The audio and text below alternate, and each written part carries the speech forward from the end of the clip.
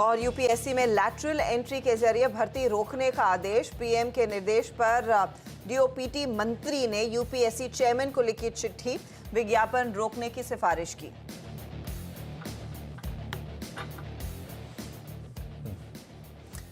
चलिए फिर शो की शुरुआत करते हैं और कमाई का अड्डा की शुरुआत करेंगे हम। और एक चीज़ हर्षदा कही जा सकती है कि अगर आपने इस ट्रेंड के साथ बने रहे, जो हम लगातार बात कर रहे थे, तो आपने बड़ी कमाई करी है इस मार्केट में। आई थिंक पिछले 10-12 दिन से एक फीलिंग आ रही थी कि आप अगस्त में ऑल टाइम हाई हिट करेंगे, और मुझे लग रहा है कि अब हम बस उसके काफ़ी करीब हैं।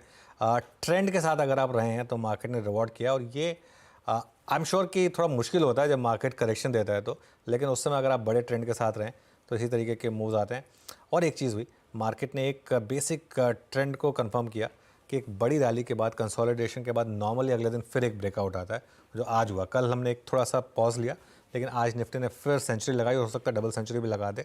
लेकिन आज की हाईलाइट थी वो बैंक निफ्टी, जो सुबह सुबह हमने वो चर्चा में पकड़ा उसको, और उसके बाद उसने उस 20 डेमा को क्रॉस किया, उन सारे लेवल्स के ऊपर निकला जो हमने डिस्कस किए थे। 51,000 भी क्रॉस किया एक बार के लिए इंटरडे में। अब आखिरी घंटा काफ़ी अहम है। मेरा बस ये मानना है कि किसी तरीके से 51,025 निकाल दे। 51,025 अगर निकाल दिया इसने तो 51,200 आपको आज ही दिखा देगा। तो इसके लिए बैंक निफ्टी के लिए लास्ट आवर काफ़ी क्रूशियल होने वाला है। जी हाँ, आखिरी 1-1.5 घंटे का कारोबार इम्पोर्टेंट है। और आप जैसे मेंशन करें ना अनुज कि अगर आप ट्रेंड के साथ बने रहें तो पैसा बनेगा, तो डर थोड़ा सा जब मार्केट आपको दिखाता है उसी के आगे बेहतर जीत बनती है। तो आज क्लोजिंग के लिए आपने क्लियरली मेंशन किया है 51,000 आप निफ्टी बैंक पर देखना चाहेंगे। निफ्टी भी हम जिस लेवल की चर्चा कर रहे थे 24,750 उसके आसपास ही आज डे हाई है, वहां से ज्यादा दूर है नहीं। तो अब क्लोजिंग के लिए क्या एक्सपेक्टेशंस को और बढ़ाएं या फिर अपने आप को संभालें? देखिए, मेरा मानना तो ये है कि अभी तो लोग शॉर्ट्स फंसे हुए हैं। अब क्या होता है स्टॉक मार्केट में, सबसे ज़्यादा नुकसान वो लोग करते हैं जो प्रॉफिट जल्दी बुक कर लेते हैं। ट्रेंडिंग डेज पर सबसे ज़्यादा पैसा आखिरी के 1 घंटे में बनता है। तो अगर ये ट्रेंडिंग डे है, पहली बात तो निफ्टी पर आपको 24,750 से 24,800 जो हमने सुबह बात की थी, हम वहाँ पर आ गए। एक बार के लिए मार्केट ने वहाँ आपको पॉज दे दिया। अब ये पॉज अगर नहीं रुका, अगर आपने इसको क्रॉस कर लिया, तो 24,800 के बाद हम सीधा फिर न्यू हाई की तरफ बढ़ेंगे। उसके बाद मार्केट में कोई रेजिस्टेंस नहीं है 24,800 के बाद, उसके ऊपर स्पेशली अगर क्लोज हो गए तो बेस केस मेरा यही है कि अगस्त में हम ऑल टाइम हाई हिट करेंगे। वैसे मैं तो 24,800 थर्सडे इस वीक के एंड तक सोच रहा था, और अगले हफ्ते all time high. But market जिस तरीके से भाग रहा है, आज तो मंगलवार ही हुआ है, अभी तो इस हफ्ते के 3 दिन बाकी हैं। हो सकता है मार्केट इसी हफ्ते ऑल टाइम हाई लगाने के मूड में हो सकता है जैक्सन होल से पहले ही मार्केट ऑल टाइम हाई लगाने के मूड में हो। वो बेस केस नहीं है मेरा, बेस केस वही है कि आखिरी हफ्ते में लगेगा ऑल टाइम हाई।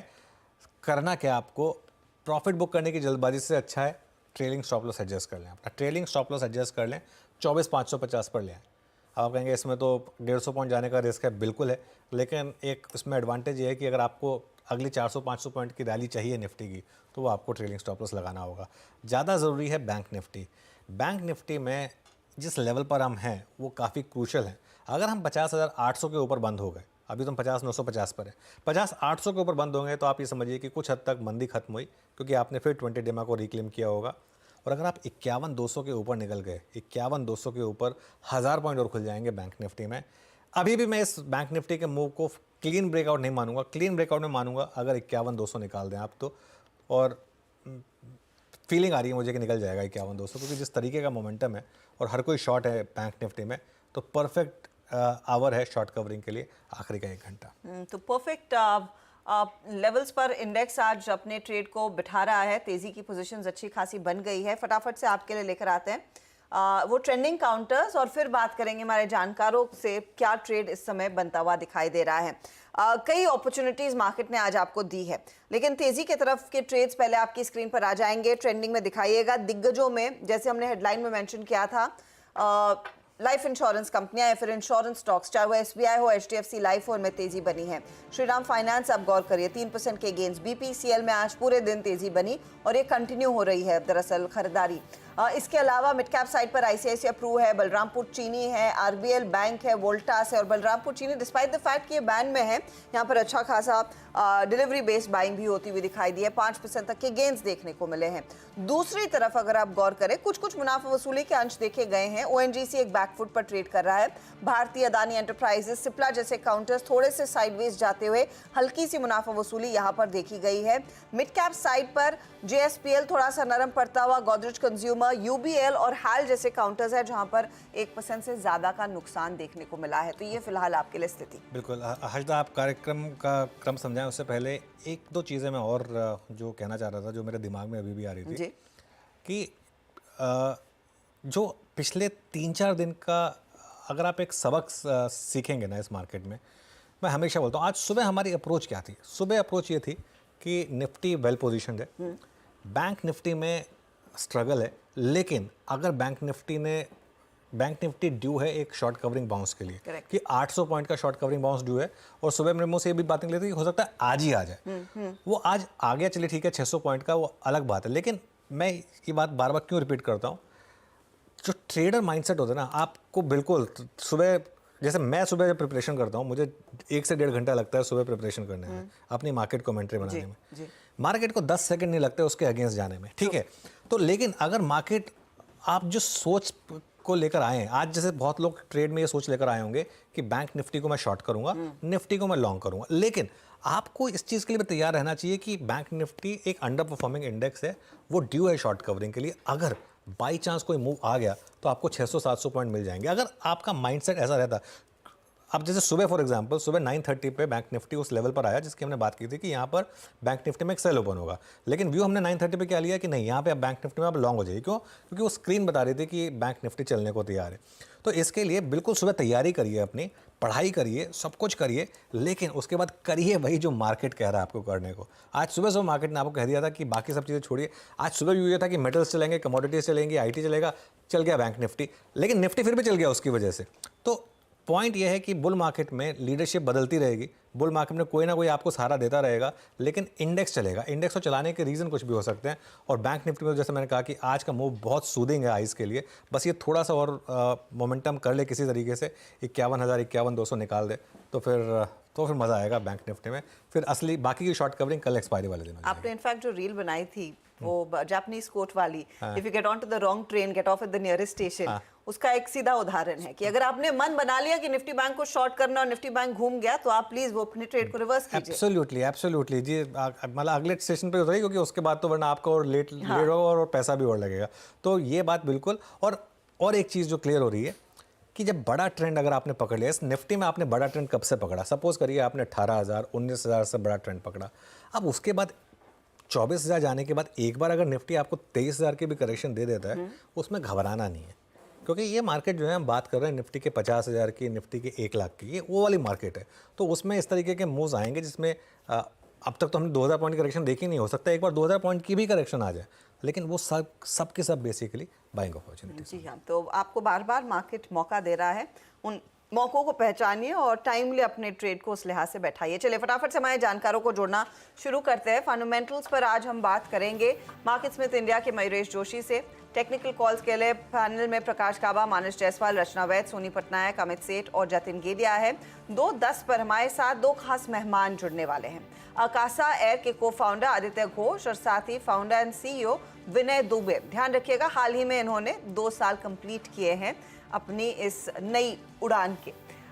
2:20 पर निमिष बताएंगे कि मोतीलाल ओसवाल का जो वो बड़ा इन्वेस्टमेंट समिट चल रहा है, वहाँ पर ट्रेंड के मैनेजमेंट का जो बातचीत हुई, उसमें क्या बड़े टेकअवेज निकल कर आए हैं।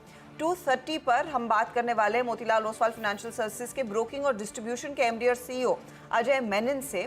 फिर 2:40 पर सुमित आपको बताएंगे हीरो मोटर बनाम ओला इलेक्ट्रिक दोनों कैसे खड़े हैं वैल्यूएशंस के तौर पर, उस पर एक पर्सपेक्टिव आपके सामने लेकर आएंगे। 2:50 के आसपास ऑयल मार्केटिंग कंपनियों में इतनी तेजी की वजह क्या है, ब्रोकरेजेस क्या कह रहे हैं, सोनल बूथरा को जोड़ेंगे।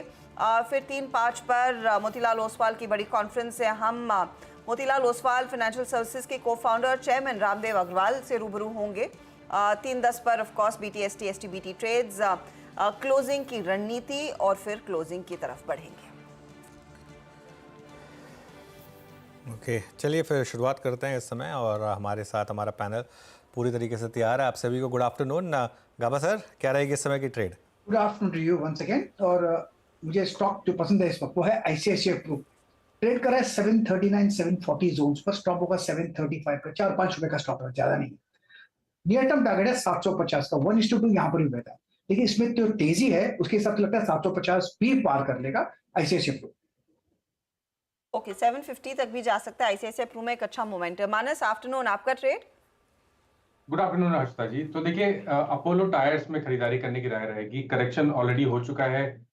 स्टॉक ने 200 मूविंग एवरेज पे 4 दिन पहले सपोर्ट लिया, कंसोलिडेशन दिखाया और फाइनली आज हमें रिवर्सल देखने को मिला है आर्ली चार्ट्स पे। तो करंट लेवल्स पे अपोलो टायर्स में खरीदारी करने की राय रहेगी। 489 का स्टॉप लॉस लगाना है और 520 रुपए के टारगेट सेट करने हैं अपोलो टायर्स में। अगर चाहें तो 500 वाला कॉल ऑप्शन जो 6 रुपए 65 पैसे पे ट्रेड हो रहा है, वहां पर खरीदारी करिए। 3.5 रुपए का स्टॉप लॉस लगाइए और 15 रुपए 20 रुपए के टारगेट सेट करिए। ओके, तो ये हो गई अपोलो टायर्स पर मानस की राय। अब सोनी पटनायक के पास चलते हैं। Soni, good afternoon. सोनी, आपका ट्रेड क्या रहेगा इस समय का?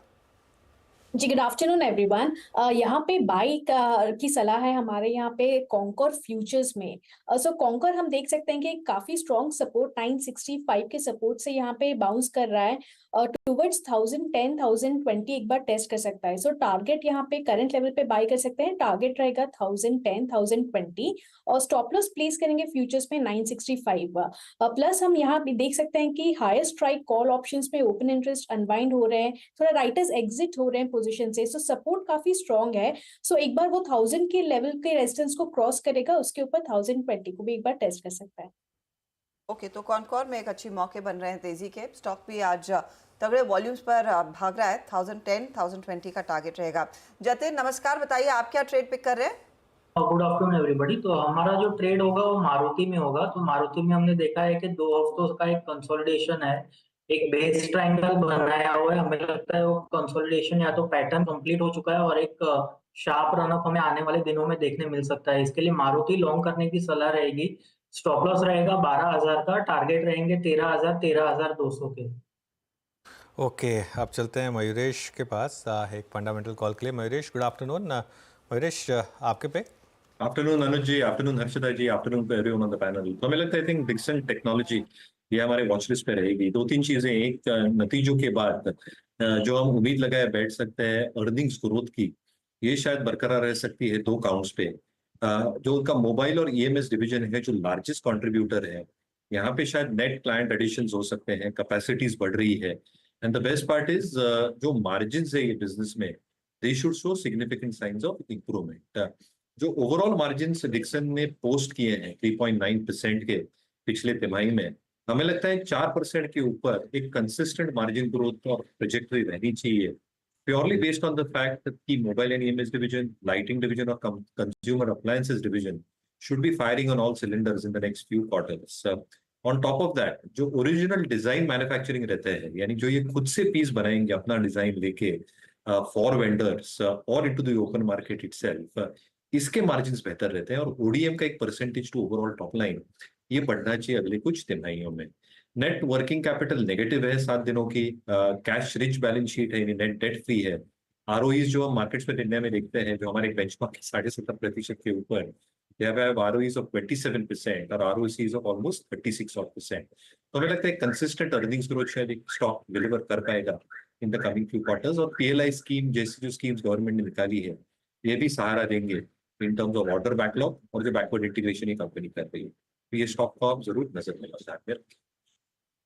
डिक्सन टेक, जिसमें कल हम मेंशन भी कर रहे थे, एक अच्छा खासा मोमेंटम आज सुबह में खुला मजबूत, तो उसके बाद थोड़ा शांत है, लेकिन एक मौका तेजी का बन जरूर रहा है। आज एक चीज आपने गौर करी होगी, इंश्योरेंस कंपनियां, एनबीएफसी स्टॉक से सब फोरफ्रंट पर आए हैं, अच्छी खासी तेजी बनती दिखाई दी है। मानस, सुबह में हम बजाज फाइनेंस, फिनसर्व, तब बस स्टॉक्स चलने लगे ही थे और तब आपने कहा था कि 20 डीएमए के काफी करीब है, ब्रेकआउट आएगा तो चेस करें। अब क्या वो मूव आपको ज्यादा कन्विंसिंग लग रहा है आज क्लोजिंग के लिए? देखिए, मॉर्निंग में जब बात हुई थी तो 20 डे मूविंग एवरेज के ऊपर खरीदारी करने की बात हुई थी और वहां से काफी ऊपर आ गया। 1580 पे बजाज फिनसर्व का 20 डे मूविंग एवरेज था, अभी 1620 पे ट्रेड हो रहा है। बजाज फाइनेंस देख लीजिए, वो मेरे ख्याल से उसका 20-डे मूविंग एवरेज 6700 के आसपास था, अभी 6780 ट्रेड कर रहा है। अगर अभी करंट लेवल्स पे एक अपॉर्चुनिटी देखें तो बजाज फाइनेंस में आई थिंक बेहतर अपॉर्चुनिटी है, इसके फ्यूचर में खरीदारी करनी चाहिए। 6690 के स्टॉप लॉस से आप खरीदारी कर सकते हैं। 6975 तक के टारगेट्स पॉसिबल है बजाज फाइनेंस के फ्यूचर में। डिस्क्लेमर है कि ये रिकमेंडेशन हमने अपने क्लाइंट्स को भी रिकमेंड किया हुआ है। ओके, तो ये फिलहाल आपके लिए एक अपॉर्चुनिटी इस समय बनती हुई बजाज फाइनेंस फिनसर्व में एक अच्छी तेजी बनती दिखाई दे रही है। चलिए बात करते हैं कुछ और बड़े मुद्दों की। Motilal Oswal annual global investor conference यानी कि मुआजिक का 20th एडिशन है और इस कॉन्फ्रेंस में कई सेक्टर्स की कंपनियां शामिल हुई हैं, कुछ लिस्टेड है, कुछ अनलिस्टेड है। अकासा एयर इनमें से एक है जो उस कॉन्फ्रेंस का हिस्सा बनी है। इस इवेंट में एविएशन सेक्टर की तस्वीर समझाने के लिए अब हमारे साथ ऑफ कोर्स अकासा एयर के को-फाउंडर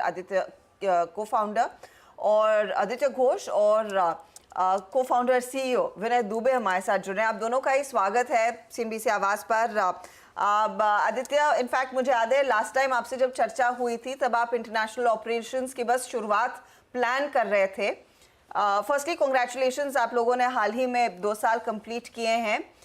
मुझे एक ब्रॉडर पिक्चर अगर दे सके, Akasa Air in the mids of the fact कि भारत में भी एविएशन इंडस्ट्री बस स्केल ही हो रही है, आप अपने आप को यहाँ से कैसे पोजीशन करेंगे ज़्यादा मार्केट शेयर गाना करने के लिए, और रफली किस तरह की ग्रोथ आप एंटिसिपेट कर रहे हैं जिन सेक्टर्स में आप इस समय काम करते हैं? देखिए, हमारा अकासा एयर में जो ग्रोथ है वो देश में जो एविएशन का ग्रोथ है उसके साथ लिंक्ड है। एक तो हमारा देश प्रगतिशील है, जीडीपी ग्रो कर रहा है, तो जो इंडियन एविएशन है वो उसका एक, जिसे कहते हैं सिम्बायोटिक रिलेशनशिप है। उसका एक मतलब जो इंडियन एविएशन में ग्रोथ होता है वो नेशन के जो या देश का जो ग्रोथ है उसके साथ लिंक्ड रहता है। अब हमारा, आप जैसे आप जानते हैं, अभी और 200 जहाज आने हैं अगले 6 से 8 सालों में, तो ग्रोथ तो हमारा काफ़ी निश्चित है। पर यह है कि अभी इंडिया में भी ग्रोथ हो रहा है और इंटरनेशनल डेस्टिनेशंस में भी ग्रोथ हो रहा है। हाँ, आपने सही कहा कि जब हमने पिछली बार बात की थी तब हम इंटरनेशनल ऑपरेशंस बस शुरू कर रहे थे। अब हम काफ़ी डेस्टिनेशंस में हैं। हम अबू धाबी में फ्लाई कर रहे हैं, कुवैत है, जेड्डा है, दोहा है। अब तो वहाँ पे भी ग्रोथ दिख रहा है और इंडिया में भी ग्रोथ दिख रहा है। विनय? आदित्य, हम लोग ने इंटरनेशनल शुरू की और इस महीने अगस्त में हम लोग के करीब 20% कैपेसिटी हम लोग की इंटरनेशनल है और ये बहुत खुशी की बात है अकासा के लिए। विनय, गुड आफ्टरनून। इस समय अकासा का मार्केट शेयर खैर काफ़ी मिनिस्क्यूल है, लेकिन क्या टारगेट कर रहे हैं आप और कितने और फ्लीट आप जोड़ेंगे? देखिए, हम मार्केट शेयर को एक्चुअली उतना ट्रैक भी नहीं करते और उसको उतना हम चेज भी नहीं करते। उसके मार्केट शेयर के पीछे नहीं भागते हम जो है, हमें बताया कि हमारे ये एयरक्राफ्ट डिलीवरी क्या है और एयरक्राफ्ट कब आ रहे हैं।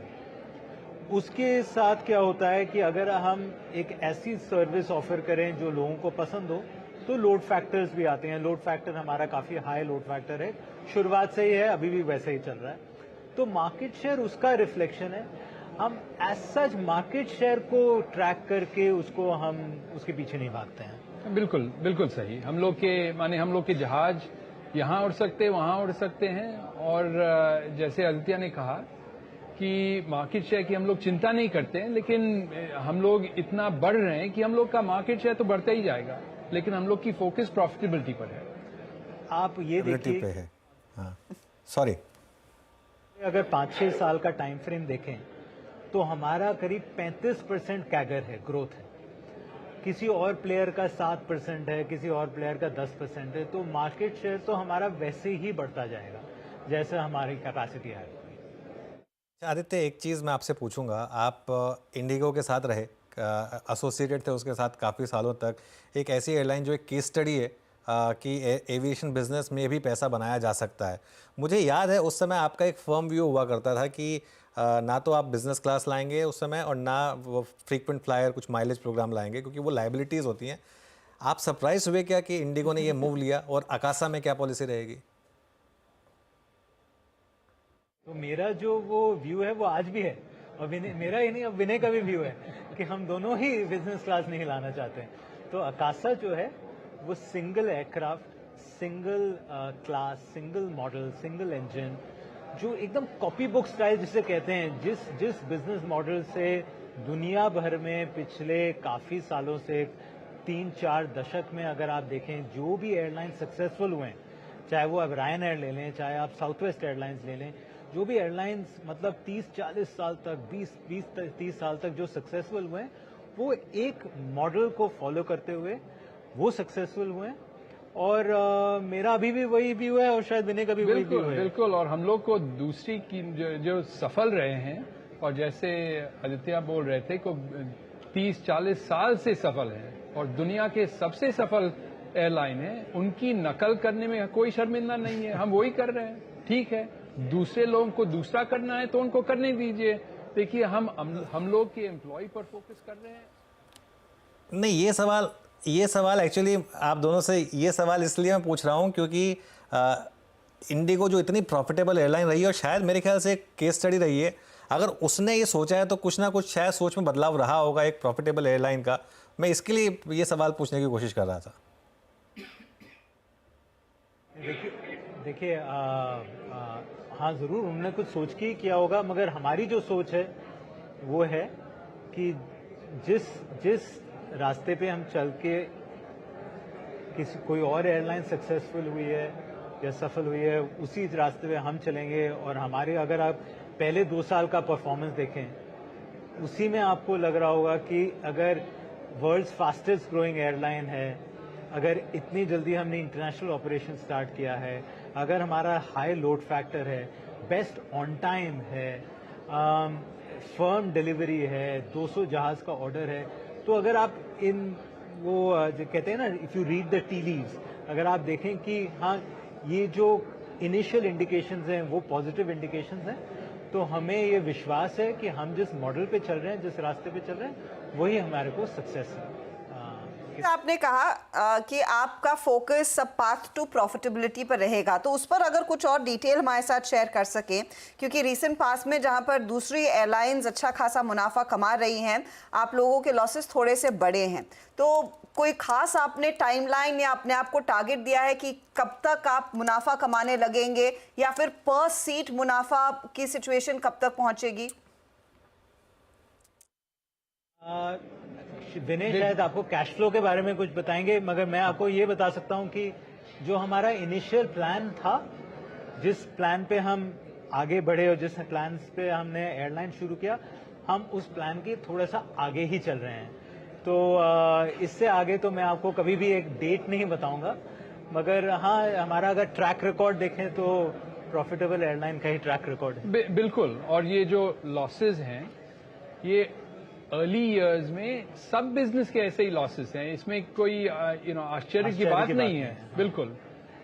और हम लोग का जो एयरलाइन की एफिशिएंसी है, ये देश में सबसे एफिशिएंट कॉस्ट स्ट्रक्चर हम लोग का बन रहा है। अभी थोड़े हम लोग को और जहाज आने हैं, हम लोग का स्केल बढ़ना है, लेकिन हम लोग जो पाथ पे हैं वो इंडिया के सबसे एफिशिएंट कॉस्ट स्ट्रक्चर का पाथ है। उसके साथ मुनाफा तो आएगा ही, कोई आश्चर्य की बात नहीं है कि हम लोग के थोड़े लॉसेज हैं माने पहले 2 साल में। मैं 3 चीजें आपको कहूंगा।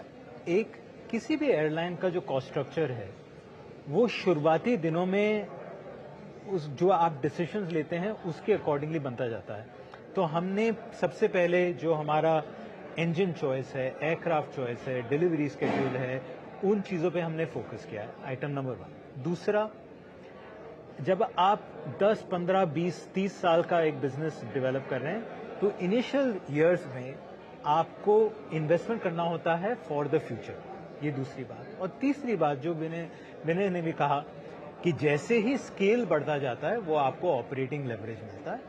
तो हम जहाँ पे हैं हम उससे संतुष्ट हैं, हमें बस उसी रास्ते पे चलना है, और जो हमने अपने इन्वेस्टर्स को प्रॉमिस किया है, जो हमने अपने लिए गोल रखा है, हम उसी पे चल रहे हैं। अच्छा, एक चीज़ आप दोनों से पूछना चाहूँगा, ये मोतीलाल ओसवाल की कॉन्फ्रेंस में आप दोनों, आप तो लिस्टेड नहीं है, तो क्या आगे कुछ प्लान है लिस्ट होने का, जो इन्वेस्टर से रूबरू हो रहे हैं आप?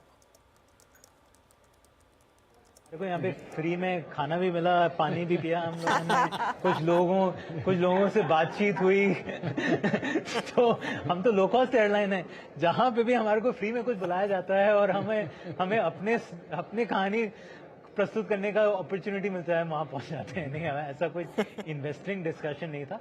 ये बहुत ही एक माननीय, एक बहुत ही वेल रिस्पेक्टेड इन्वेस्टमेंट समिट है। तो इतने सारे लोगों के सामने हमारे अकासा के बारे में बात करने का मौका मिला, तो हम इसलिए आए थे। और देखिए, जैसे इन्वेस्टिंग ऐसी चीज है कि लोग कहानी सुन के 2 मिनट के बाद इन्वेस्ट नहीं करते। ये कहानी को ट्रैक करनी पड़ती है 2 साल, 3 साल, 4 साल, और जो 2, 3, 4, 5 साल की ट्रैक करते हैं और ट्रैक रिकॉर्ड बनाते हैं, उसके बाद इन्वेस्टिंग होती है। तो अगर हम लोग आज आए हैं, ये नहीं कि कल कुछ होने वाला है, 3-4 साल लगेगा। मैं वही 3-4 सालों का आपसे एक रोड मैप लेना चाह रही हूँ विनय। फिर इंटरनेशनल जो आपने लॉन्च किया, आप आई थिंक 4 इंटरनेशनल सिटीज पर कनेक्टेड है। प्राइमरी फोकस था कि मिडिल ईस्ट में अपना फुटप्रिंट बढ़ाएं, क्या उसके बियॉन्ड सोच रहे हैं? और साथ ही साथ भारत में किन नए रीजन्स, किन नए सेक्टर्स में उतरने का प्लान है कंपनी का? देखिए, अभी हम लोग भारत में हम लोग के 22 डेस्टिनेशंस हैं और इंटरनेशनल के 5 डेस्टिनेशंस हैं। जैसे जहाज आते जाएंगे, आपको दिखेगा कि भारत के डेस्टिनेशंस बढ़ेंगे और इंटरनेशनल डेस्टिनेशन भी बढ़ेंगे। हम लोग को अभी सिर्फ 24 जहाज हैं और 202 आने वाले हैं। तो हम लोग की डेस्टिनेशन तो बढ़ेगी भारत में और विदेश में, दोनों। और जिस डेस्टिनेशन में, जिस सेक्टर में हम फ्लाई कर रहे हैं, वहाँ पे भी हम फ्रीक्वेंसी भी ऐड करेंगे। बिल्कुल। ओके, चलिए, बहुत बहुत शुक्रिया आप दोनों का हमारे साथ जुड़ने के लिए। और नहीं, बिल्कुल सही बात है। होपफुली शाम को आपसे मुलाकात हो उस कॉन्फ्रेंस में। ये काफ़ी एक शानदार कॉन्फ्रेंस, शायद इंडिया की बेस्ट कॉन्फ्रेंसेस में से एक है, मोतीलाल ओसवाल की जो समिट होती है, एनुअल समिट। बहुत बहुत शुक्रिया आज हमारे साथ जुड़ने के लिए आप दोनों का। तो चलिए फिर थोड़ा आगे बढ़ते हैं। और ये अकासा एयर, थोड़ा सा इसको हमने ज़्यादा टाइम दिया क्योंकि ये एक उभरती हुई एयरलाइन है और एक सेक्टर पर एक पर्सपेक्टिव मिल जाता है। मीनवाइल हर्षिता, मार्केट थोड़ा सा कूल ऑफ हुआ है, लेकिन बात अगर मोतीलाल ओसवाल की कॉन्फ्रेंस से हो रही है तो निमेश है क्या वहाँ पर? ओके, थोड़ी देर में निमेश को भी जोड़ेंगे, उनसे ही बात करेंगे। लेकिन मार्केट थोड़ा सा कूल ऑफ हुआ हायर लेवल से, खासतौर से बैंक निफ्टी। जी हम यहाँ पर लेकिन काफ़ी इंटरेस्टिंग ट्रेड्स अभी भी बने हुए हैं अनुज, क्योंकि हम बात वैसे भी अकासा की कर रहे थे, तो मेरी नज़रें जा रही थी कि इंटरग्लोब एविएशन में क्या हो रहा है। इंटरग्लोब एविएशन आज के दिन करीब 2% ऊपर है, with 60% market share, of course biggest company Indian aviation में। वेरी क्विक कॉल अगर इस पर हो जाए, जतिन, क्या करंट लेवल्स पर 24 ये इंटरग्लोब एविएशन आप खरीदना चाहेंगे? यस, डेफिनेटली, क्योंकि टेक्निकली अगर जो मैं देखूँ तो एग्जैक्टली अपने 20 वीक के एवरेज के सपोर्ट पे सस्टेन कर रहा है, और हमें लगता है कि आने वाले दिनों में ये ऊपर की तरफ 4500, 4550 तक एक शार्प अपमूव दिखा सकता है। बहुत दिनों से कंसोलिडेट कर रहा है, लेकिन हमें लगता है कि कंसोलिडेशन कहीं ना कहीं कंप्लीट होके एक शार्प अपमूव की तरफ आगे बढ़ रहा है। एक स्टॉक लेकर आइए एंजल वन का, और एंजल वन अब करीब 13% ऊपर। हर्षिता, सुबह सुशील केडिया ने इसको एक रॉकेट स्टॉक में डाला था हमारे शो में। एक ये था, एक टेस्टी बाइट था। टेस्टी बाइट भी 10% ऊपर है और ये करीब 13% ऊपर है। तो दोनों स्टॉक्स में बहुत शानदार आपको मोमेंटम देखने को मिले। दोनों स्टॉक इस समय अच्छा मोमेंटम दिखा रहे हैं। खैर, ये कैश मार्केट के स्टॉक्स हैं तो इस पर ज़्यादा बात नहीं करेंगे, आगे बढ़ते हैं। इंश्योरेंस स्टॉक्स में अच्छा मोमेंटम है इस समय, क्लियरली। गाबा सर ने आईप्रू लिया भी था। गाबा सर, कोई और स्टॉक इंश्योरेंस में जो आपको समझ आ रहा हो इस समय? हाँ, मुझे SBI लाइफ अच्छा लगता है। बिल्कुल 1752 पे स्पेस पे ट्रेड कर रहा है। स्टॉप लगाना चाहिए 1740 का, ज्यादा नहीं, सिर्फ 12 रुपए। मेरे ख्याल से 1-2 दिन दीजिए, शायद कल तक भी 1800 पॉसिबल है। फर्स्ट टेक्निकल टारगेट 1780 फिर 1800 जोन। एक यहाँ पर एक मोमेंटम है और एक ब्रेकआउट भी मिला है आफ्टर अ गुड कंसोलिडेशन करीब 2 हफ्ते का। तो अपमूव तो ऑन है SBI लाइफ में।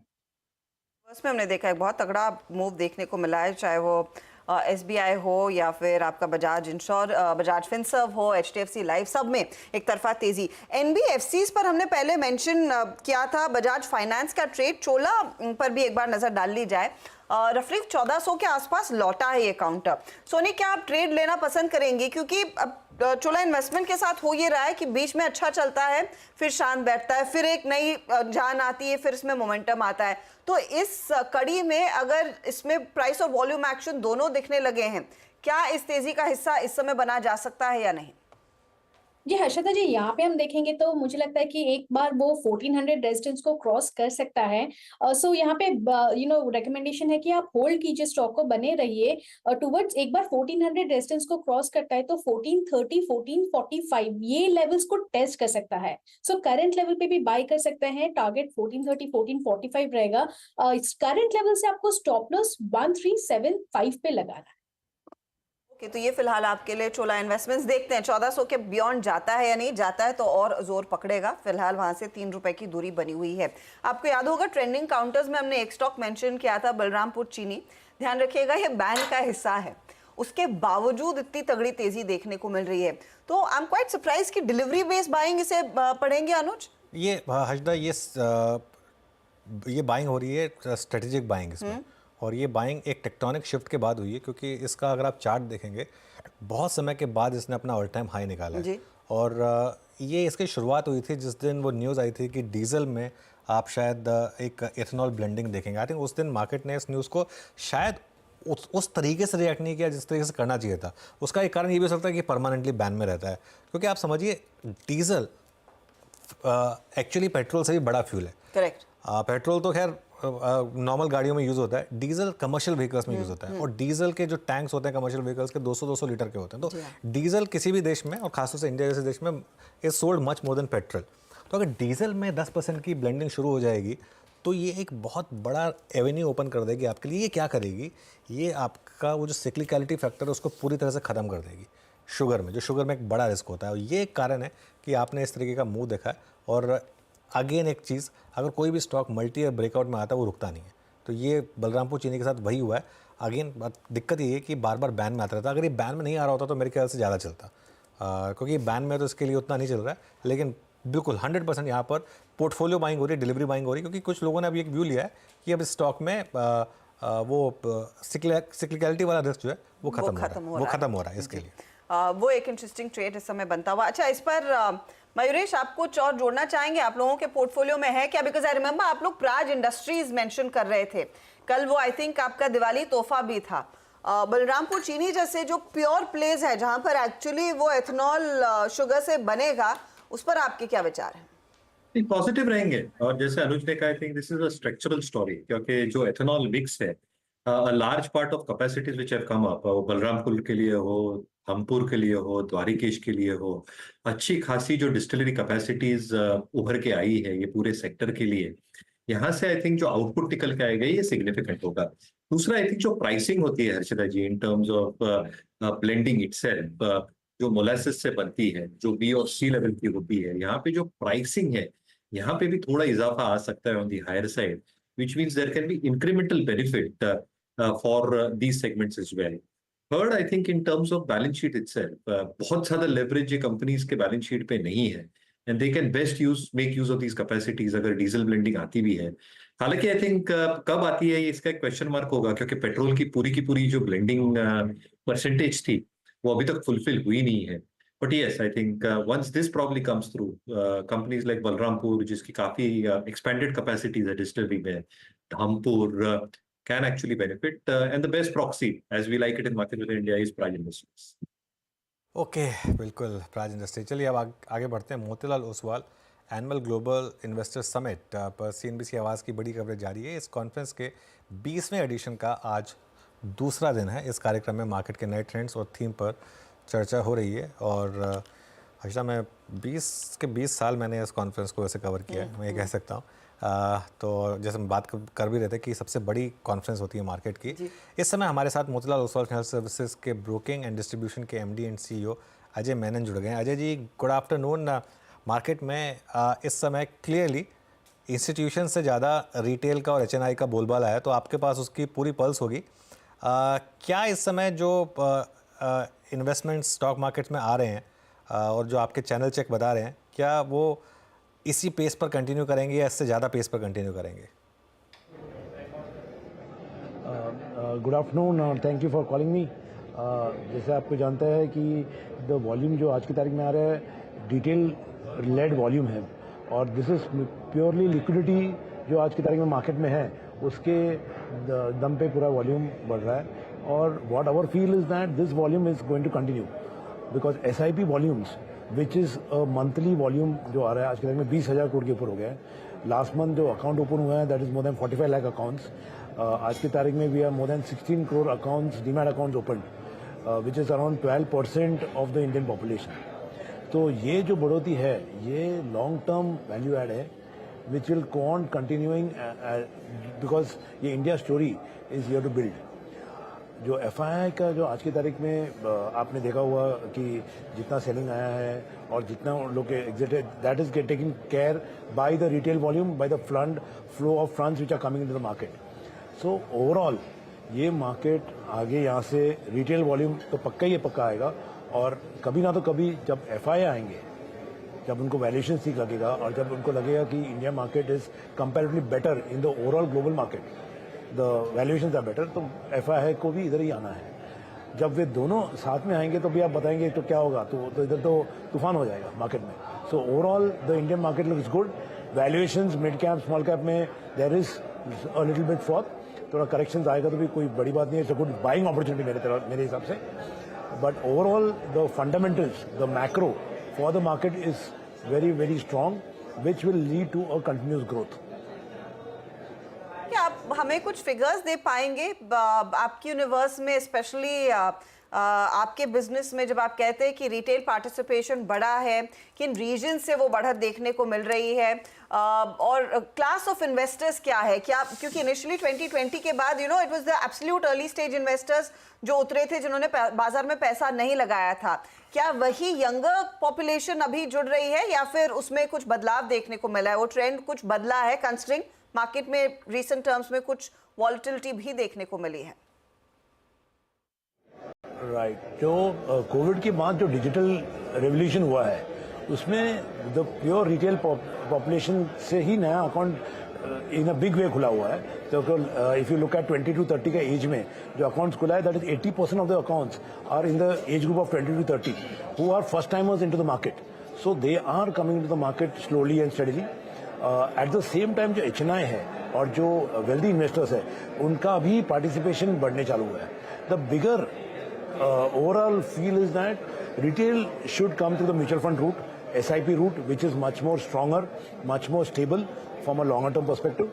But at the same time, when you look at HNI money, direct stock markets में आ रही है और वॉल्यूम अगर देखें आज की तारीख में ट्रेडिंग वॉल्यूम लास्ट 2020 से आज की तारीख में 2024 में मैं देख रहा हूँ तो 132% का CAGR है annualise growth in trading volumes. If I look at demat जो डीमैट का जो होल्डिंग्स है that has grown by 45% year on year if I look at last 4 years। तो growth is ट्रेमेंडस। Retail has come through the direct route also. पहली बार इतनी बड़ी तो से क्लाइंट्स आए हुए हैं but the bigger picture is जो वॉल्यूम आज की तारीख में ट्रेडिंग वॉल्यूम जो मार्केट में दिख रहा है it is still 80% of the volumes is done by HNIs and the mass affluent जो बोलते हैं आप उस 80% वॉल्यूम उनका है। तो retail although number of accounts बहुत बड़ा हुआ है एंड आज की तारीख में जो आप 16 करोड़ अकाउंट्स बोल रहे हैं काफी रिटेल फर्स्ट टाइमर्स मार्केट में आए हैं पर वॉल्यूम में अगर देखेंगे तो 10 से 20% वॉल्यूम ये रिटेल का है। HNI is coming in the overall wealth space where the volumes are also higher and they are more across all asset classes. तो मेरे तरफ से it is a good combination कि HNI भी है और रिटेल आ रहे हैं म्यूचुअल फंड के थ्रू। आप जैसा मैंने पहले बोला 20,000 करोड़ के जो म्यूचुअल फंड रूट है which is very good. Ajay इतनी डिमांड अगर है मार्केट में तो क्या सप्लाई अब प्योरली प्राइमरी मार्केट से आएगी? क्या यही एक और कारण है कि इतनी अनलिस्टेड कंपनियां भी आपके इस कॉन्फ्रेंस में हैं इस बार? राइट आज की तारीख में अगर IPO देखो आप तो IPO में there is huge demand and fundamentally if you look at it they are अभी ये ट्रेंड जो IPOs का जो है this are good quality companies profitable companies जो IPO में आ रही है which is a very good thing for market. अगर आप इंडियन मार्केट देखेंगे तो काफी कंपनीज को आज की तारीख में लिस्ट होना है। हमारा एक स्टडी बता रहा है कि ओनली प्रमोटर्स का नेक्स्ट 4-5 साल में 15 लाख करोड़ का पैसा they will be diluting money into the market. So there is going to be huge flux of IPOs which are going to come in. आपने तो SMA में भी देखा रहेगा, but fundamentally good IPOs are going to come. आज सुबह हमारे conference में जेप्टो भी आए थे. उनका business numbers are looking very good and I am sure 2-3 साल में द काइंड ऑफ वैल्यूएशन उनको मिल रहा है, they will also be coming to the IPO market. आप जोमेटो देखो, 2-3 साल पहले लिस्ट हुआ, आज की तारीख में क्या मार्केट कैप 2 लाख करोड़ का मार्केट कैप हो गया आज की तारीख में. तो ये नया IPOs पक्का जरूर आने वाला है and it will come in a big way and that is going to get the supply into the market in a big way. शुक्रिया अजय हमारे लिए समय निकालने के लिए and congratulations and good luck for the remaining conference 20th edition Motilal Oswal की इस mega conference से ऑफ कोर्स अजय मेनन हमें एक पर्सपेक्टिव देते हुए बाजार पर वापस लौटेंगे. यहाँ पर भी कुछ स्टॉक्स की बात करेंगे. वैसे 50,915 के आसपास निफ्टी ट्रेड करता हुआ और 24,700 के ऊपर वो निफ्टी बैंक है और निफ्टी 24,700 के ऊपर कंफर्टेबल है. चार का चौका की तरफ बढ़ेंगे. हमारे साथ हमारे जो जानकार जुड़े हैं उनमें ऑफ कोर्स सस्ता ऑप्शन के लिए सस्ता